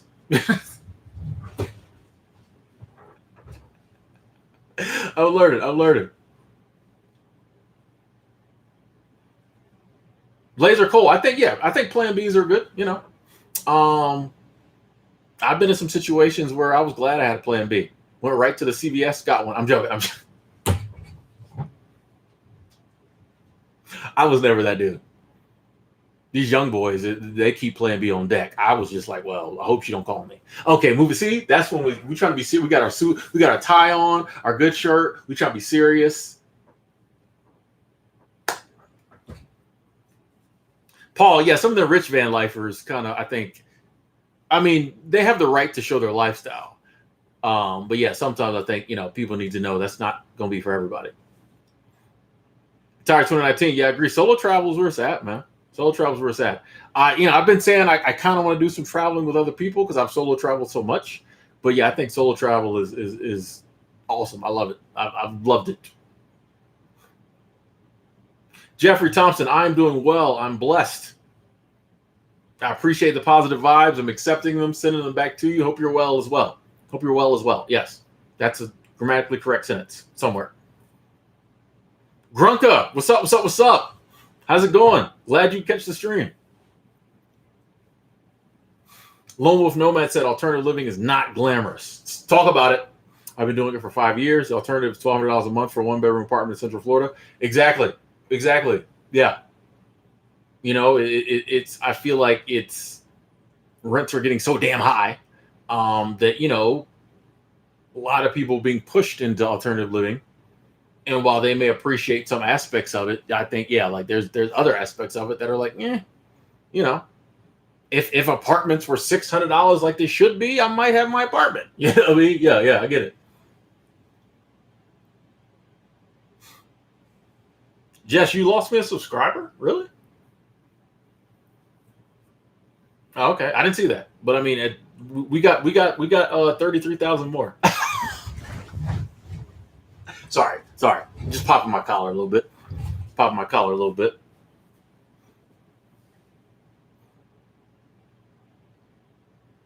Hey, Max says solo travel in Montreal 2019, best experience of my life. It's good. Solo travel is a beautiful thing. Richard, I'm sorry you didn't get to hear the choo-choo. I'll give you one. Choo-choo. Okay, there we go. Okay. Laser Cole, I agree. We put a lot of pressure on ourselves for no reason. Like, all you can do is try to be the best you possible. Like, you cannot fail at trying to be the best you if you're trying to be the best you. Because whatever level you hit was the best. I mean, it's very simple. Oh, Plan B didn't work for you, Justin? See, that's why I didn't even waste the $50. Actually, they didn't have Plan B when I was in them streets. They they didn't have it. They didn't have it. But yeah, you know how mad I'd be if I paid $50 or whatever, it didn't work, man. Yeah, I just was like, I just would, block her number. No, I'm joking. I'm joking. We've changed a lot since we were putting in twerk like that. I was a different man in my 20s. I was a different man back then.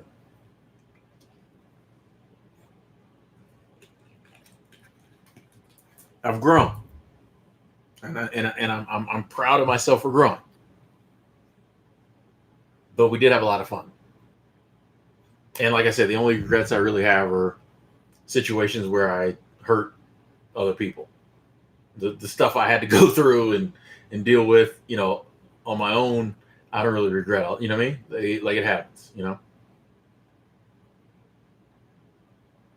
It happens. Oh, the person didn't like that you said the American dream was a capitalist marketing system. Well, I mean, like if that video, I basically kind of said the same stuff. That was kind of the premise of the video. I did notice that there were a few comments in there where people, like someone like that, I'm gonna be real, I don't even want them. People are entitled to their opinion, but if you're that worked up, he's probably gonna unsubscribe sooner or later because I'm gonna say something. What I mean? Like, it is. You know what I mean? So, like, in my opinion. So yeah, he probably would unsubscribe eventually anyway. And what's crazy though? A lot of those people who say unsubscribe don't unsubscribe. You've probably unsubscribed from multiple YouTube channels before. You just unsubscribe. Like because I read a lot of the comments, I'll see people be like, "That was horrible," unsubscribe, and then the next video they comment again.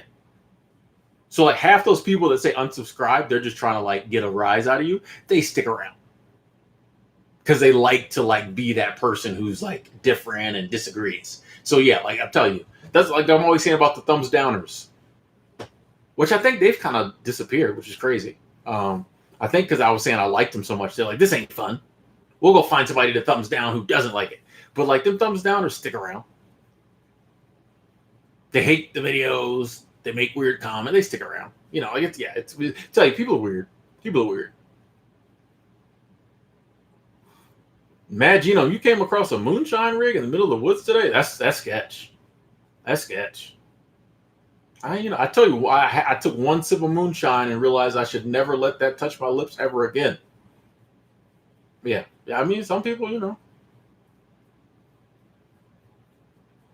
Okay, Dark Icon, let's keep it clean. Let's not get in that much detail. You're right, but let's keep it clean. There's kids in here. Are there? I don't know. I think Richard does need a virtual hug. And I'm glad you gave him one because I wasn't going to. So I was joking, man. I just like messing with Richard.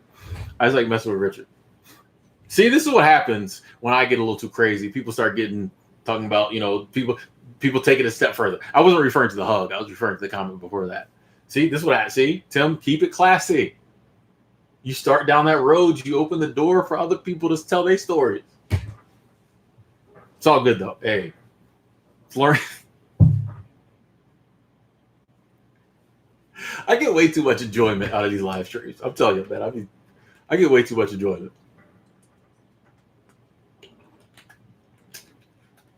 You know what's crazy? Okay, want to see? And my problem is I overshare. Like I can't be going through something and not share it. I've mentioned before, okay, in several videos, that like as I get older, I just feel like my libido isn't what it used to be. I said in my one video where I'm in the jacuzzi, the lawnmower starts up, but it don't cut the whole grass. You know what I mean? Doesn't cut the whole yard no more. What's crazy? I've been drinking like these shakes, like doing my smoothies.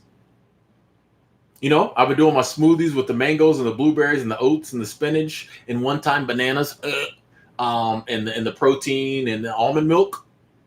I feel like I'm getting some of that back. I've been very like ramped. I've been because normally like the normal day, like I don't eat it. You know what I mean? But like I don't know, like I just been like feeling very like frisky, for lack of a better word. And I was like, what changed? Like, I think it's something in them shakes getting me my libido back. I don't know. I said, shoot. I started guzzling on them. I had like 3 yesterday. I said, need this. So yeah, I'm sorry if I'm oversharing. But yeah, I think diet's important, when you just been like, whatever. To now I'm like, oh, okay. You know what I mean? So yeah, I just say that to say, like, I might download Tinder again. I'm joking. I'm not gonna do Tinder. I'm joking about that. Bonnie, the only real advice for that, and this, trust me, this is not me being snarky or whatever. Like, the only advice for the day after drinking, binging, pissing everybody off, apologize, and then like just not do the drinking no more. You know what I mean? Like, that's the only real fix. And we all know that. But like that's the price we pay, because I've been there many times. That's the price we pay for drinking. That's the price we pay for engaging in a behavior that we know is going to end badly. When it does end badly, you have to put on our big boy, big girl pants and deal with it. Like, it's the only way out is quitting. And I know that's easier said than done. Yes. But like, that's the, and like I said, from someone who's been there many times, like, this is what you got to do. Living with less. I use my phone. I'll actually show you I'll show you the camera equipment I use. I got this phone. It's just a regular, like, LG $200 phone. Actually don't even use this much anymore, but I mean, I want to upgrade, but this is the camera I use. The most important feature, it's got the flip up, so when you're filming, you can see yourself. Very important. But those are the 2 cameras I use. And then I use Adobe Premiere Elements to edit my videos. It's like $100. It's the basic version of Adobe Premiere. So yeah, that's pretty much what I use. Retired 2019. No, I don't think I'm going to Winco today. I'm kind of over Winco. I just went so much, I'm kind of over it. And they stopped selling chicken. They stopped selling the chicken. So yeah. Andrea, that's what your 65-year-old husband said? Start taking them smoothies? Got his groove back? Panda, I appreciate you saying that. Thank you.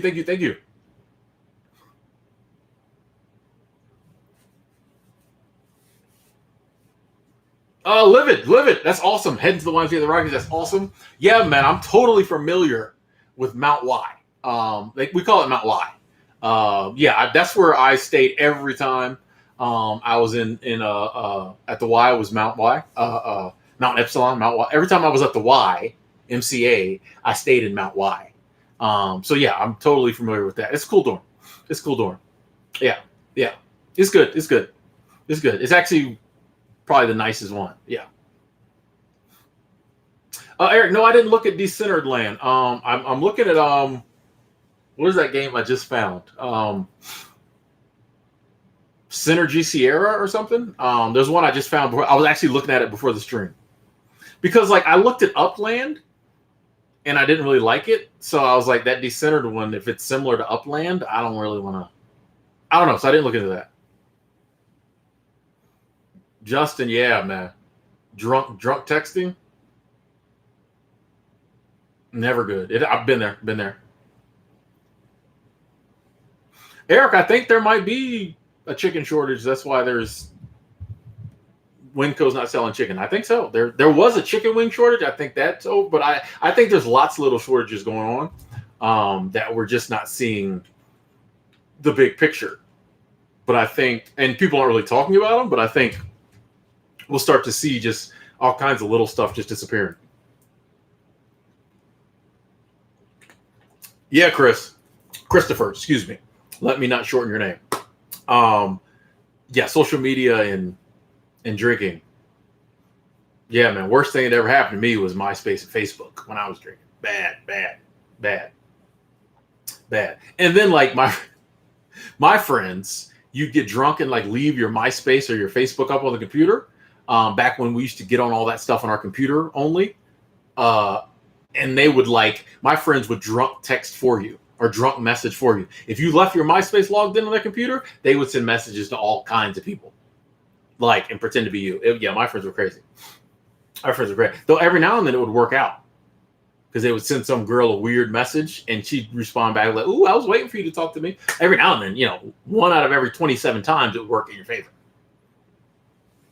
But yeah, my friends, my friends are crazy. Yeah, that's probably it. They can't find enough workers to get the chicken done.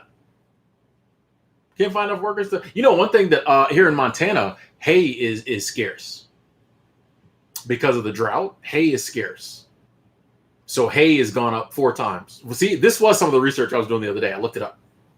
Hay is like 4x, went up 4x in price. So that's less hay for the cows and livestock. So farmers are going to have to sell off, cattle ranchers, whatever, going to have to sell off the livestock. So you know what that means. Probably be some shortages there. The dairy farmers have to sell off a lot of their dairy cows. Like, I don't know who they're selling them to. So I feel like there'll be some issues there. Livid, yeah. My videos of the YMCA, my room reviews at the YMCA are in Mount Y. So that's the room. Yeah. And if you probably should get your own room. I feel like they're low on staff. So hopefully you get your own room. But yeah, those videos I shot are in Mount Y.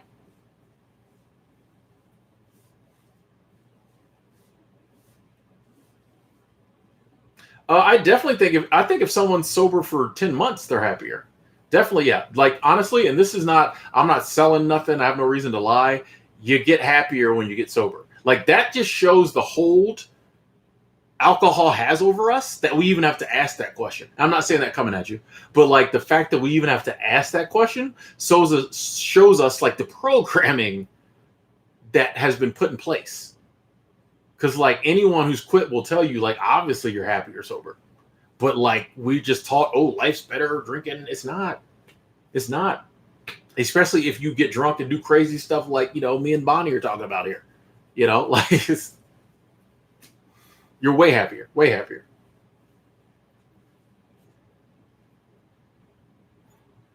Yeah, man. That when MySpace came around, drunk MySpace. Raz, the weather's good here. Sun's out. I mean, you can't totally see it because of the smoke, but actually the smoke's better than yesterday, I think. That's weird that we're rating smoke levels. It's not like no smoke. It's just like, well, the smoke's not as bad. But, you know, it's a good day today. Good day today. I might go out for a walk or something later.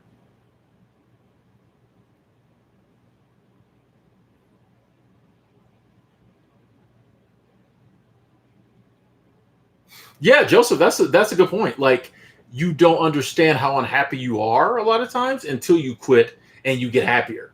Like a lot of times when we're dealing with substances, like we have this baseline that we think is normal because all we kind of remember is, you know, the times when we were drinking or smoking or doing other drugs.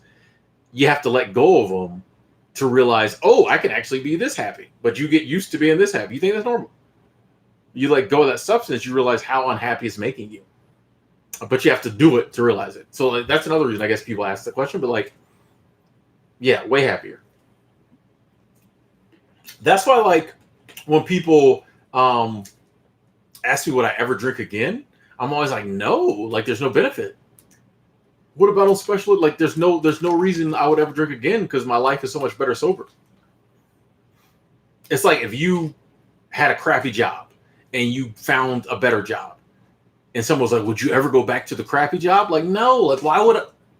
This job is so much better. Why would I go back there? Same with like sobriety. Like, this is my life now is so much better than when I was drinking. Why would I ever go back? Like, there's no incentive. Like, yeah. Livid, I would say I shy away from answering favorite questions, but I really like Thailand. You know, the country I'm most likely to revisit would be Thailand.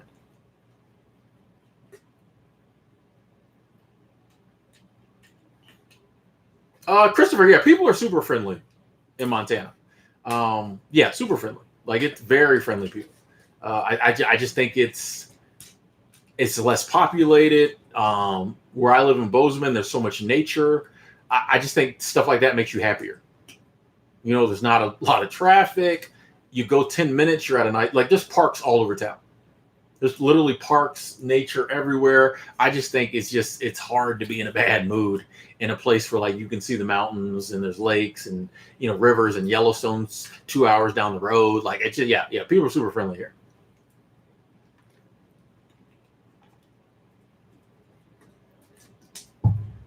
I don't know, Eric, if I would say all jobs are crappy. I think some people really like their job. You know, I think some people enjoy. Like I love cleaning hotel rooms. Now I've worked for some crappy companies, but like I could envision a properly ran hotel where I would love going to work every day. It's not for me no more working a regular job after 20 years of doing it. But like I think there's some jobs that aren't, people. I think there's people who really enjoy their job. You can have a good work environment. We just don't have a lot of companies and corporations willing to do it. But if you pay your employees a decent wage and listen to their needs and put them first, and it's fulfilling work. Like I've had good jobs. Like my lawn jobs in lawn maintenance in the past. Great bosses. I love the work. Like they weren't crappy. They paid me well. Even a lot of my seasonal jobs weren't crappy. Some of the things with the companies I don't always agree with, but like, yeah, I don't think all jobs are crappy.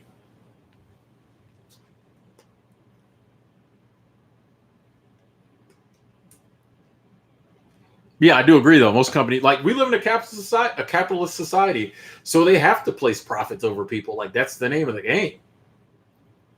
And then they'll say stuff like it's just business, as if like that makes it okay to poop on people. Yeah, like what I mean? Like, yeah, that's what this whole idea of like capital. Like I'm not a capitalist. Like I'm not going to identify with that. Like, not saying it's good or bad. I just don't identify with it. Like I'm a human. Scotty, I'm trying. We got to fight this good fight. Let's go. I'm trying.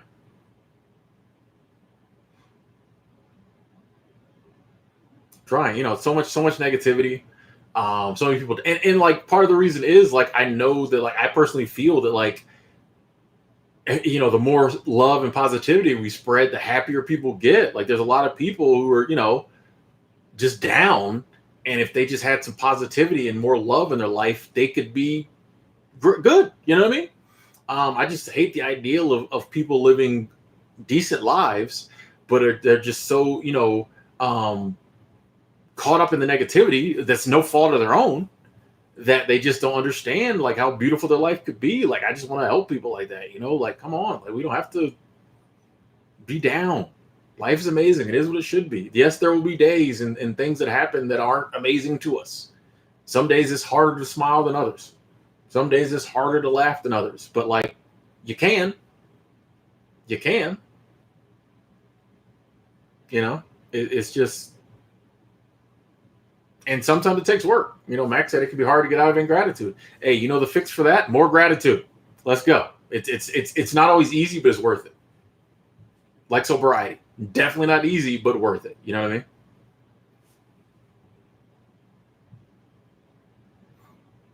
Fulgrim Timmy, I drink every day. So I didn't really like, I just drink every day.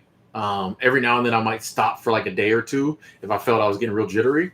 But I drink every single day. So like I didn't do like binges and stuff. Like I just drank every single day. Like that was part of my day, was to get drunk in the evening. I definitely think you can get back to the level of joy and happiness you had as a preteen. I think so. I think it takes work, but I think it's possible. Like why wouldn't it be? Like, I think a lot of times we think, oh, I'm an adult now, so I can't. That's just a word. That's just a word. So many things like I'm an adult, I can't do that. That's dumb. Like that's why I do all kinds of childish stuff. You catch me being immature any given day that ends in Y. So like I think like nothing. We just had a different outlook when we were preteen. You can get that outlook back. Nothing's changed.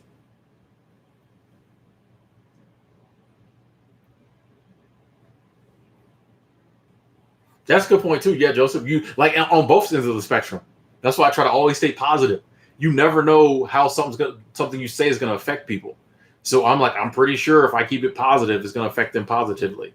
Because like you being negative and you might just be venting could be that one negative thing that really causes somebody to spiral. You know what I'm saying? So I try to always be positive. Yeah, key to life. There's so many like YouTube channels, like the news. I just don't watch unless I'm watching little snippets on YouTube because I want to see something. Um, but there's a lot of YouTubers who I kind of like their content, but they're so negative. They put so much negativity in it, and they start doing negative videos just for the views. And I'm like I can't. You have to back away from them. Bonnie, I definitely think society plays a big role in addiction because it tells you that addictive behavior is okay. Like you said, college, university, like it's just any movie you watch about college, everybody's drunk. They sell you that ideal that you go to college, you get drunk, you experiment, which but it's just like it's so many but they never show you the end result of that is like a good portion of those kids they're showing like partying and being crazy turn into drunks. So I think so. I mean, even with like drinking, like when you tell people you don't drink, they look at you like you're crazy. That's how ingrained it is in society all over the world. It's funny because a lot of people comment and be like, "Oh, where I live, it's just it's all over the world. All over the world, like drinking is seen as normal." And so that makes people just think that like all of us were like, "Oh, I'm gonna grow up and drink. Can't wait to get 18 and I can drink or whatever." Like society just makes it seem normal. It's not. It's not like it should be like, hey, some people drink, some people don't. But it's like, oh, you don't drink? What's wrong with you? Like, it's crazy. Yeah, I definitely think society plays a part. Retired 2019. That is awesome. To be at a happiness level you never thought you'd get to. That's crazy. That's crazy. I mean, dude. And I feel you. You know what I mean? There's some days I'll be like driving around and I'm just like, this is great. You're like, this is awesome. Eric, no, I never got to the point I couldn't get drunk anymore. I would just get drunk, pass out. You know what I mean? That was me. I don't know how much I was drinking because I never counted. In my mind, it's weird that some people do. I don't understand. I never counted. Like I would just drink till I didn't feel like, I would just keep going to the store, getting more alcohol until like I was done drinking for the night. So I never counted. Especially when I was partying. Like what? Yeah, I just drank. You know what I mean? Like yeah. So I don't really know. Some nights it was 4-pack of beer, bottle of wine. Some nights it was 2 bottles of wine. Some nights it was a 12-pack. It's just whatever I was feeling like drinking. We just drank until like we went to bed. You know what I mean? So yeah.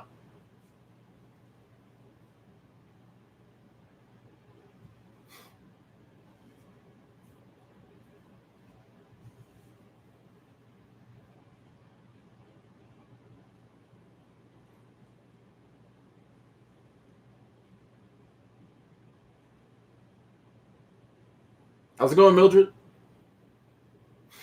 Justin, I would start out a happy drunk, and then if I was just sitting at the house, I'd be cool. But like, one of the problems I ran into was when I would go out, especially as I got like my late 20s. I started turning into like an angry drunk. Many a night, fights, getting mad. I would get mad at females all the time. Let me be talking to a girl, and she'd be like, "Hey, I'm gonna go home." If I was always and I'm not proud of this at all, but I was always getting into like altercations with females because they didn't want to go home and have sex with me. I'm cussing them out or throwing stuff out. Like I was bad, like stuff like that. I'm not proud of that at all. But I was many a night in Gainesville. The cops came and had to like escort me out the friggin' club or bar or take me down the road. And like, I had a lot of friends who were DJs and promoters. So many a night they had them in the handcuffs and my friends talked me out of them, like taking me to jail. But yeah, I started turning to a very like angry drunk after like 3-4 hours of drinking. Like I went from the life of the party to the asshole of the party. Yeah. Another reason I had to quit. Yeah. Mildred's relocating. Okay. Hey, that's smart. That's smart. Hey, grind and hustle at the same time. Do it, Jose. Jose, you always got something going on. I give you and your wife that. Y'all always got something going on. Props. Props. Props.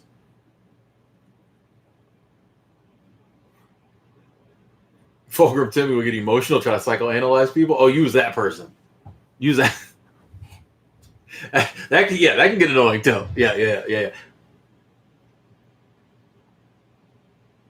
Living with less, exactly. Yeah, them 2 day hangovers. Yeah. Drink on a Friday night, you're still sick Sunday afternoon. Been there. And I think, yeah, you do get that point. It's like, do I want to live or die? Like, it can get to that level. And I try to always bring that up, and I thank you for sharing. Try to always bring that up because I think we don't discuss that enough. And there's a lot of people who are 2-3 years away from that. 5 years away from that. And it's just like, yeah, now it just seems like, okay, I get a hangover every night, when I drink and blah, blah, blah. But it's like, if you continue down this course, this is where you're at. And you're hurting your body every time you do it. Yeah.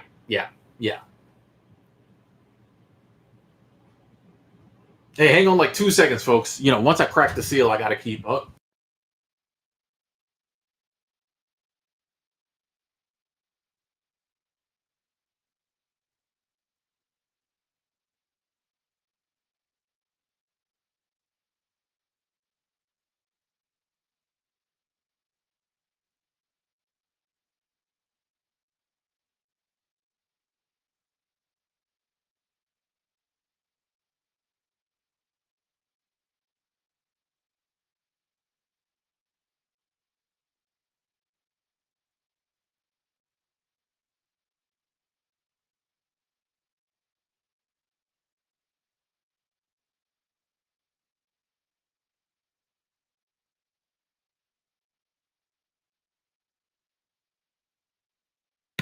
Sorry about that. Boy, all this water. Oh, we backed up.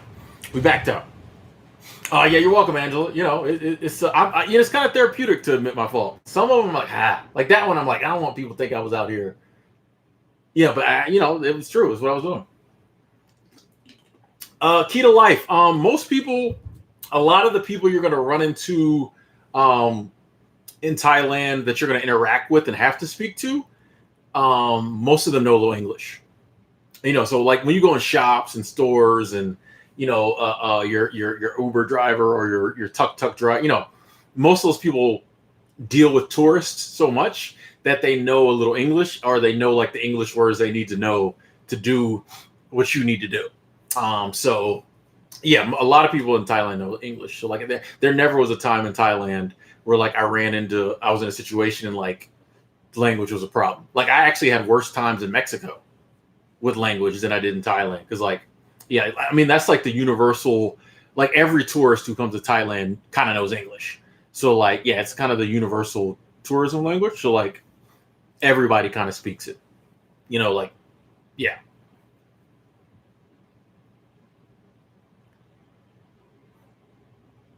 Raz, we've been streaming 3 hours and 17 minutes.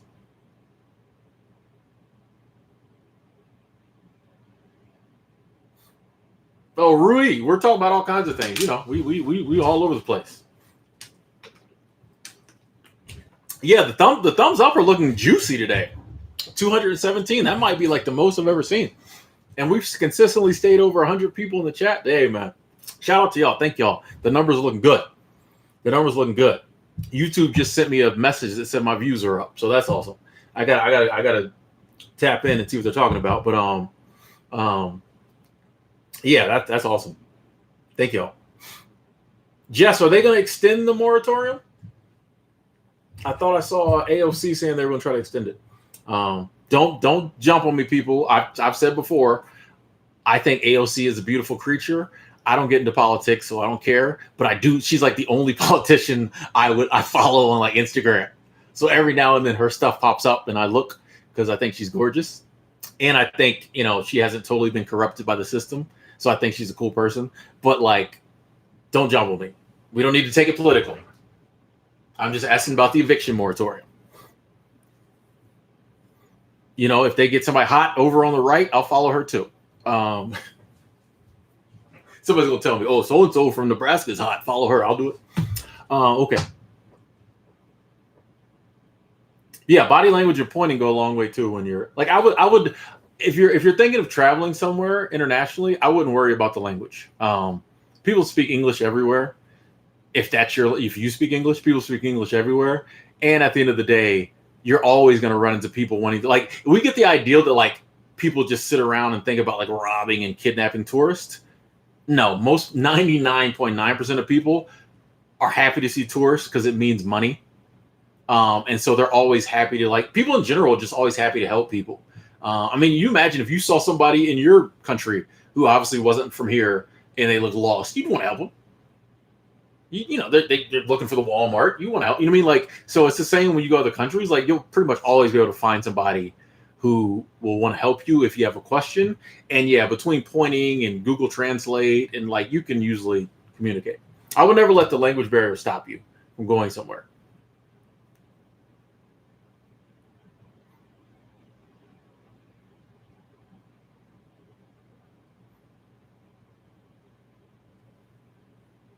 Oh, Bonnie, you're in France? Oh, cool. Oh, it didn't get extended. Oh, okay. Thanks for the update, Jess. It's I'm curious to see what happens. I hope there just isn't a mass evicting of the populace. Um, but it's like I keep saying, like these are very interesting times to live in. If it wasn't for all the suffering that might happen because of some of this stuff, it'd be like the best time ever to be alive to watch all this. I don't know. I'm worried about people getting kicked out their houses. But we'll see. Hey, Diane, welcome, welcome, welcome, welcome.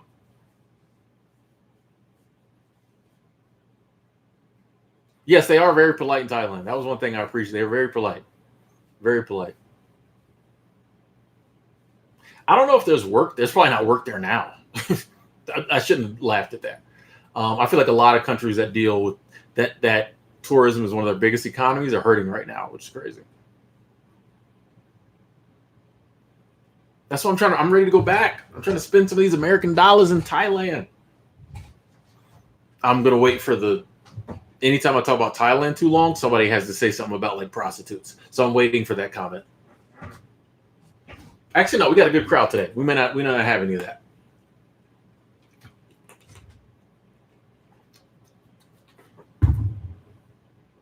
Joseph, I don't know. We're at 3 hours and 22 minutes. I don't know if we can grind to 5. I don't know. We'll see. We'll see. I actually don't have any caffeine. What? Oh, I do have. Boom. Glad you mentioned that. I'll be right back. It's not caffeine, but yeah.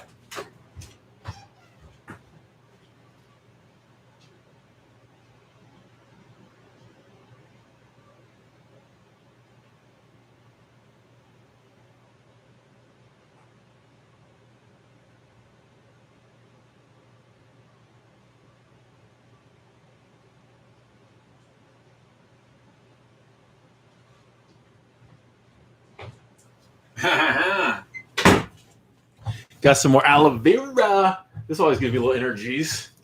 Always gives me a little energy. Glad you brought that up. Oh yeah. Yep, there it is. There was the comment. It got blocked, but that person's getting blocked now. I knew there was going to be a comment.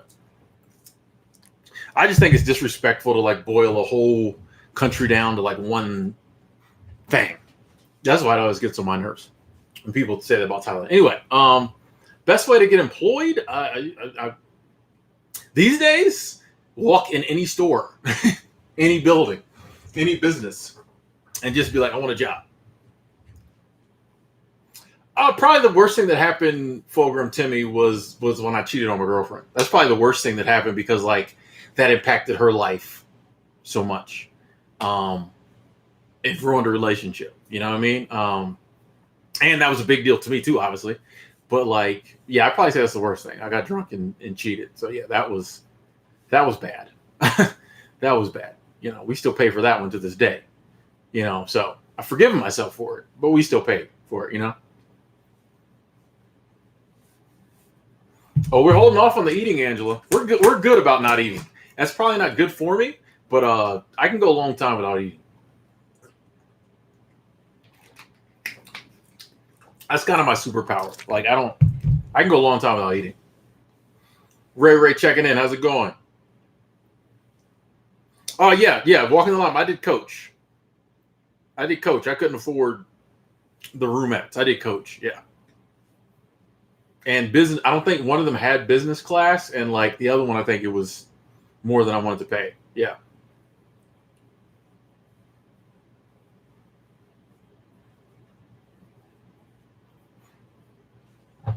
Yeah, I couldn't find no deals. I was wanting to try sleeper.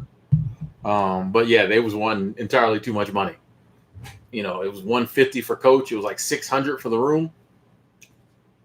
Money ain't like that currently. My money ain't like that. So I can't do it. Can't do it. Yeah, Angela. Not eating, superpower. A lot of people can't do it. A lot of people can't do it. They gotta eat. They gotta get nutrients up in their system. Not me. It's my superpower. That'll come in handy when the soup kitchens come. When the gulags when the gulags come back, everybody be jealous. Like, damn, we only get one meal a day and Tim's content. Y'all laughed at me. My superpower. I don't know if I could break down my whole life to one best moment. It's weird. I think it's so weird that like we have these favorite and best. Like I love life. So many good things have happened. So many beautiful, wonderful things have happened. I don't think I could break my life down to one best moment. Like so much good. Yeah, man. People don't want to talk about the gulags. Gulag, the Russian gulag. They don't want to talk about it. They don't want to talk about it. They don't talk about it. Concentration camps are horrible, and we talk about them as we should because they were horrible and it needs to be exposed. Nobody talks about the Russian gulag. Stalin killed way more people than Hitler. Nobody talks about it. He's still on the ally list. Nobody talks about it. You got to know your history as best you can. You can't fall for what they tell you. Jalil, I couldn't tell you what type of seasonal jobs are in Washington, but I can tell you you can go to CoolWorks and search by state and click on Washington, and they'll have a whole list. Yeah.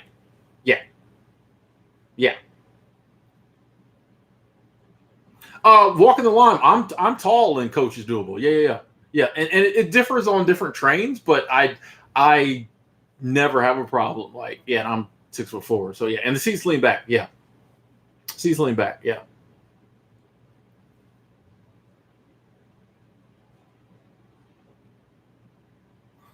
Yeah, I could be a monk in Thailand, one meal a day.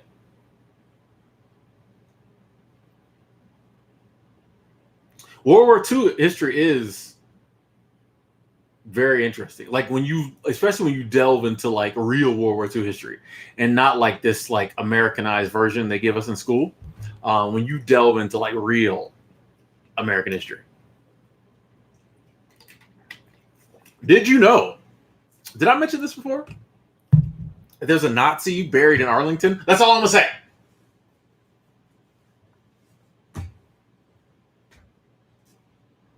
Google it.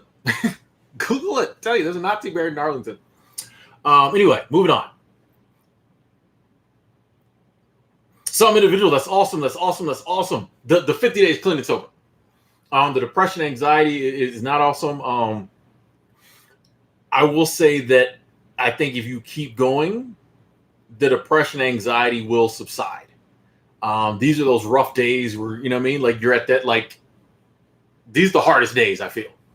But if you keep going, that will subside. And I think where your mindset gets after you work through the depression and anxiety, as your body's like getting used to not having the alcohol in it, your body and your mind, I think you will come to a mindset and a mental clarity that will help you with the problems in life, help you deal with the problems in life. But like, these are those hard times. Hang in there. Like I know it seems like you can get to the point, you're like, is this sobriety even worth it? It is. But like, you just got to go through these tough times sometimes, but like, hang in there. Check back in at 60 days. Let's see. You're probably doing better. Hey, Dimitru. Thank you. Checking in from Romania. getting Romanian money. Talk about it. International Super Chat Squad. Dimitri, I appreciate that. Thank you, thank you, thank you. Thank you. Europe in the house. Romania is in Europe, right? It's in Europe, right? Okay. Yeah, it's Super Chat Squad. Thank you, thank you, thank you. That Romanian money. I don't telling y'all. Thank you. Thank you. I appreciate that. Thank you.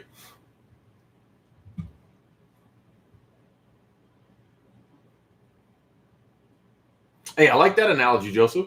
You got to grow the beard past the itchy point to have a glorious beard. I like that. I like that. That's a good analogy. Ubers went up in price walking the line?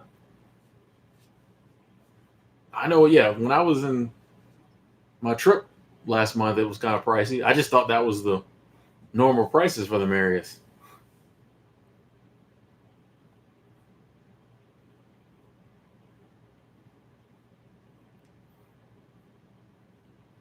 I feel like a lot of things are well, I mean gas prices went up, so that probably is going to affect Uber. When I think about it, yeah, gas prices just went. So yeah, that's probably every time I go to the gas station, I know the attendants probably hear everybody who comes to the gas station probably, excuse me, has jokes about the gas prices. I still do it. Normally, I don't like to do cliched behavior, but I still do it. And I do it just to do it because, like, honestly, I drive a Prius, so the gas price really doesn't bother me that much. Do I want to pay $3.09? No, but like, it doesn't. I don't notice it. But I still, every time I go in the gas station, like today, this morning, I put when I bought my coffee, I put $10 in the car because I'm trying to keep my car gassed up, just in case. And I was like, $10 will get me 1 gallon. Oh, like, as I was saying it, I was like, "You sound so lame." But I want to do it. I'm doing it every time I go in the gas station. I'm doing it. I'm doing it. I'm doing it. You got to do things in life to make you happy, even if they seem, cliche and weird.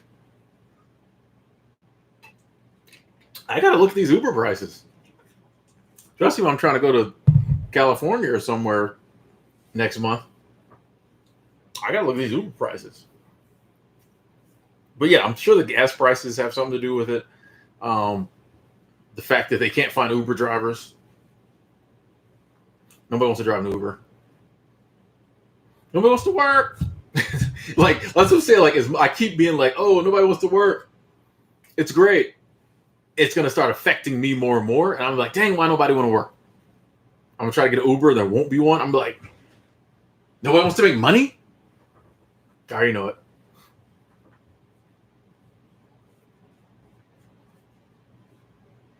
Hey, Mike, I'm with you on that. Why work a job makes you feel bad about yourself? I'm with you on that. All right, Angela. Okay. We'll see.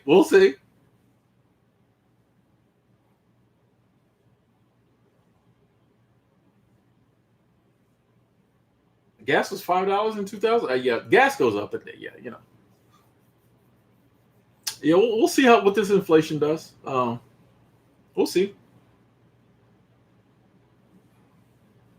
Yeah, retired 2019. Yeah, you don't get a shower in coach. And while that may not seem like a huge deal after about a day and a half, like on Amtrak, it's not as bad. No shower on Greyhound. Amtrak is not as because at least on Amtrak you can go into the bathroom and like towel, wipe, like clean yourself up. They got paper towels in the bathroom. The bathroom's big enough. You can go in an Amtrak bathroom, wet up some paper towels. They have 3 bathrooms, so someone's not like waiting. Like I stay pretty clean on Amtrak, even on like a 2-day trip. Greyhound, totally different story, because I'm not exposing any of my flesh to that Greyhound bus bathroom if I can help it. At Greyhound, I have to wait till a station and I try to clean up, but even then, there's always some weirdo in there like shaving his underarms or something weird. And I'm like, nope, I'm not wiping off in front of weirdo boy here. But yeah, at least on Amtrak, you can kind of stay clean. Even if there's, you don't get a sleeper or whatever. But yeah, if you got the money for that, go that route. You get a shower. Yeah, do the baby wipe shower. Yeah. Chris checking in. How's it going? Dark Icon. No, I didn't get a private room on Amtrak now. it was too expensive. Like, I'm frugal travel guru. So yeah, but the cool thing was on my trip from Seattle to Chicago, which was 2 days, someone only sat by me maybe 3 hours, 4 hours at the whole trip.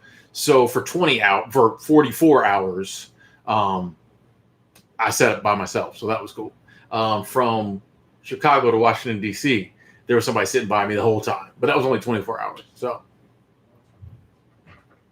Ron Curry, I definitely think no fap is the way to go. I haven't totally got there yet. I've been making great strides. It's being longer and longer between a fap session, but I haven't totally got there yet. But I think it's great. I think that, I mean, my buddy No Can't Fant broke it down to me, and he was just saying, like, it's not natural to be like giving up that much energy into a sock or whatever. You know what I mean? Like, it's, yeah, so yeah. Swab dude, what's up, what's up, what's up? I'm good. How are you? Yeah, I agree, Mike. Most people are chasing money so other people will like them. Or like them. Yeah, or be cool with them, yeah. I see you retired 2019, saved up for that sleeper. Hey, do it. Yeah, like I said, if you got the cash, yeah, sleeper's the way to go. I'm gonna do it one day. Yeah. But yeah, we've done business class, we've done coach, but I'm gonna get that sleeper one. There were times when I saw sleepers really cheap. That's how I know, like, you can't get deals. I've seen them in the past; they were cheap, and I was like, I thought about it, but yeah, this trip I didn't. Yeah, walk the line. If you can do 3 nights on Greyhound, yeah, Amtrak will be a breeze. Amtrak's a breeze. You'll be like, man, this is awesome. Like, this is travel. Like, yeah, I love the train. Amtrak is cool. Yeah, if you can, yeah. Amtrak is like 80 times better than Greyhound. Our gospel checking in. What's up? I'm good. How are you? Yeah, porn addiction is a thing, Ron. It is. And people don't talk about it. It's one that, like, very few people, other than you sitting around with your homeboys and y'all talk about porn, very few people will ever admit they look at porn. People won't admit it. But I say, that's one thing I'm working on. Definitely working on it. Been looking at porn for 20 plus, more than that. You start looking at porn when you're a teenager, preteen. So, like, it's just one of those things in life you have to pull yourself off of once you identify as not doing anything positive for you.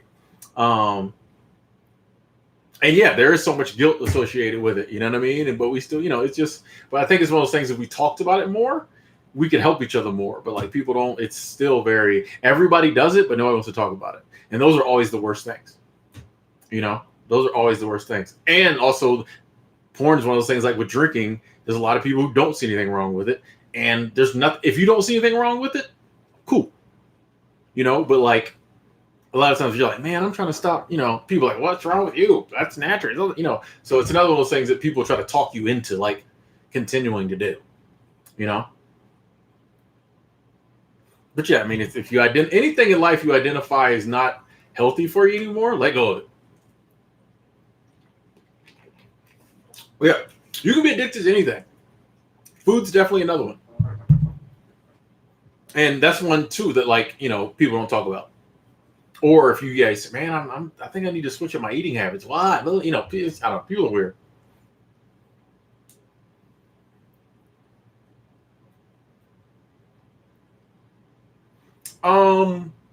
My latest cross country trip, it was $150 on Amtrak from Seattle to Chicago, and it was like $84 or $87 from Chicago to Washington, D.C. So not even $250. That's what I'm saying. 3 days on the Amtrak from one coast to the other, and it wasn't even $250. Like, you can't beat that. It would have been more expensive on Greyhound. So, like, yeah, you can't beat that. Or right about the same. So, yeah, you can't beat that. That was cool.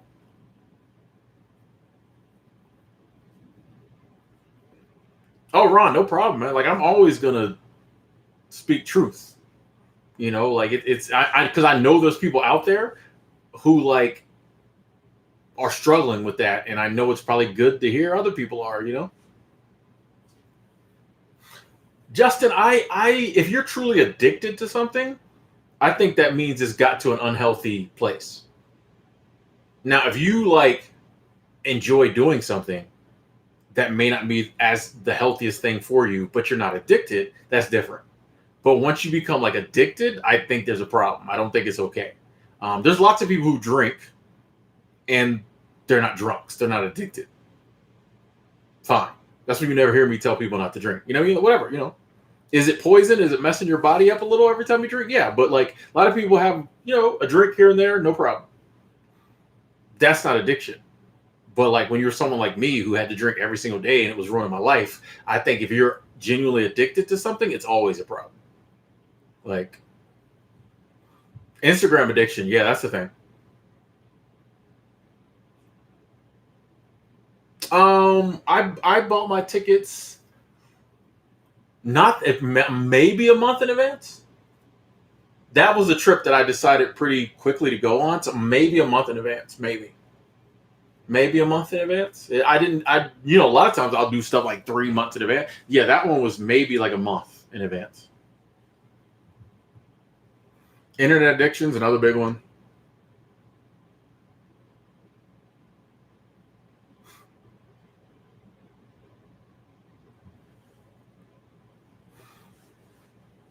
Yeah, Ron, I feel like gambling would be a tough one because there's a real rush. You know what I mean? Like, I feel like gambling would be a tough one. Hang in there, by the way. Hang in there. You got this. But yeah, I can see gambling being like there's that a real rush to it. I think you're addicted to something when you can't stop. Like you can enjoy something but not do it and not worry about it. You know what I mean? Like I really like chicken wings. I don't have to eat chicken wings all the time. You know what I mean? Like they ain't got chicken at the Winco. Okay. You know what I mean? Buffalo Wild Wings don't open till 4. You know what I mean? Like I don't. You know what I mean? Like I love chicken wings. I don't have to eat chicken wings. If I was addicted to chicken wings, I'd be losing my mind till 4 o'clock when Buffalo Wild Wings open. I'd go get chicken wings. You know what I'm saying? So like, you can like something and enjoy it, but when it gets to the point where like you have to have it, or like when you do ingest it or whatever, when you engage in it, bad things happen and you keep doing it. That's the problem. When it's ruining your life, messing your life up, and you keep doing it, or you can't go without it, like that's addiction. Just enjoying something occasionally that maybe isn't the best thing for you, not addiction. But you can take something positive like food, and if you just can't stop eating, that's a problem. Eternal Existence, it's 3 years this month. And since today's the 31st, it's 3 years. You know what I mean? Yeah. I'm good. Joe, we've been going for like 3 hours plus, so it's hard to do a recap. It's hard to do a recap.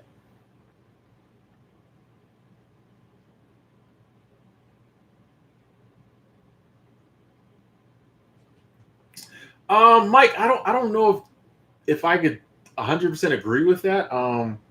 I feel like if us older guys are living a better life, it's just because we've worked through the stuff you're working through now. Like if I was still in my 20s, I'd be living the same life as, you know what I mean? Like I just live a better life now because I worked through the stuff when I was younger. I think every generation that happens. The young people, crazy lives. You get older, you grow out of a lot of the stuff. So like I don't know if it's based on stuff like that. I think it's just we've got a little age on us now. I might be addicted to the chicken wings. No, I'm joking. Bonnie's addicted to alcohol and hot sauce. Hey, that's a cocktail. Chris, how's it going? Anyway, ladies and gentlemen, I think we're going to go ahead and start wrapping it up. I think 3 hours and 45 minutes is a nice, healthy live stream length. It's 12:44. Probably should go. I can go all day without eating, but I probably should go get something to eat. Thank y'all so much. Thank y'all from the bottom of my heart. I really enjoyed this stream. I had a good time. Crystal coming through at the last moment. Super chat squad. Thank you, Crystal. I appreciate that. I hate to be shutting down when you just super chatted. Thank you so much, Crystal. Thank you so much. Remind me, I owe you like a comment next stream. Thank you so much. Big shout out to the super chat squad. Big shout out to Crystal and all the rest of the super chat squad. The support definitely helps to keep streaming long term. So thank all of y'all. Shout out to everybody, who was in the comments, the questions, the answers, the conversation, the thumbs uppers, the thumbs downers, even though they're getting smaller and smaller. I'm kind of concerned about them. I love each and every one of y'all. Thank y'all so much for spending your Saturday with your boy. Enjoy the rest of your day. Stay happy, stay healthy, stay blessed. Get mentally prepared. Live your life. Do things you love with people you love. Talk to y'all later.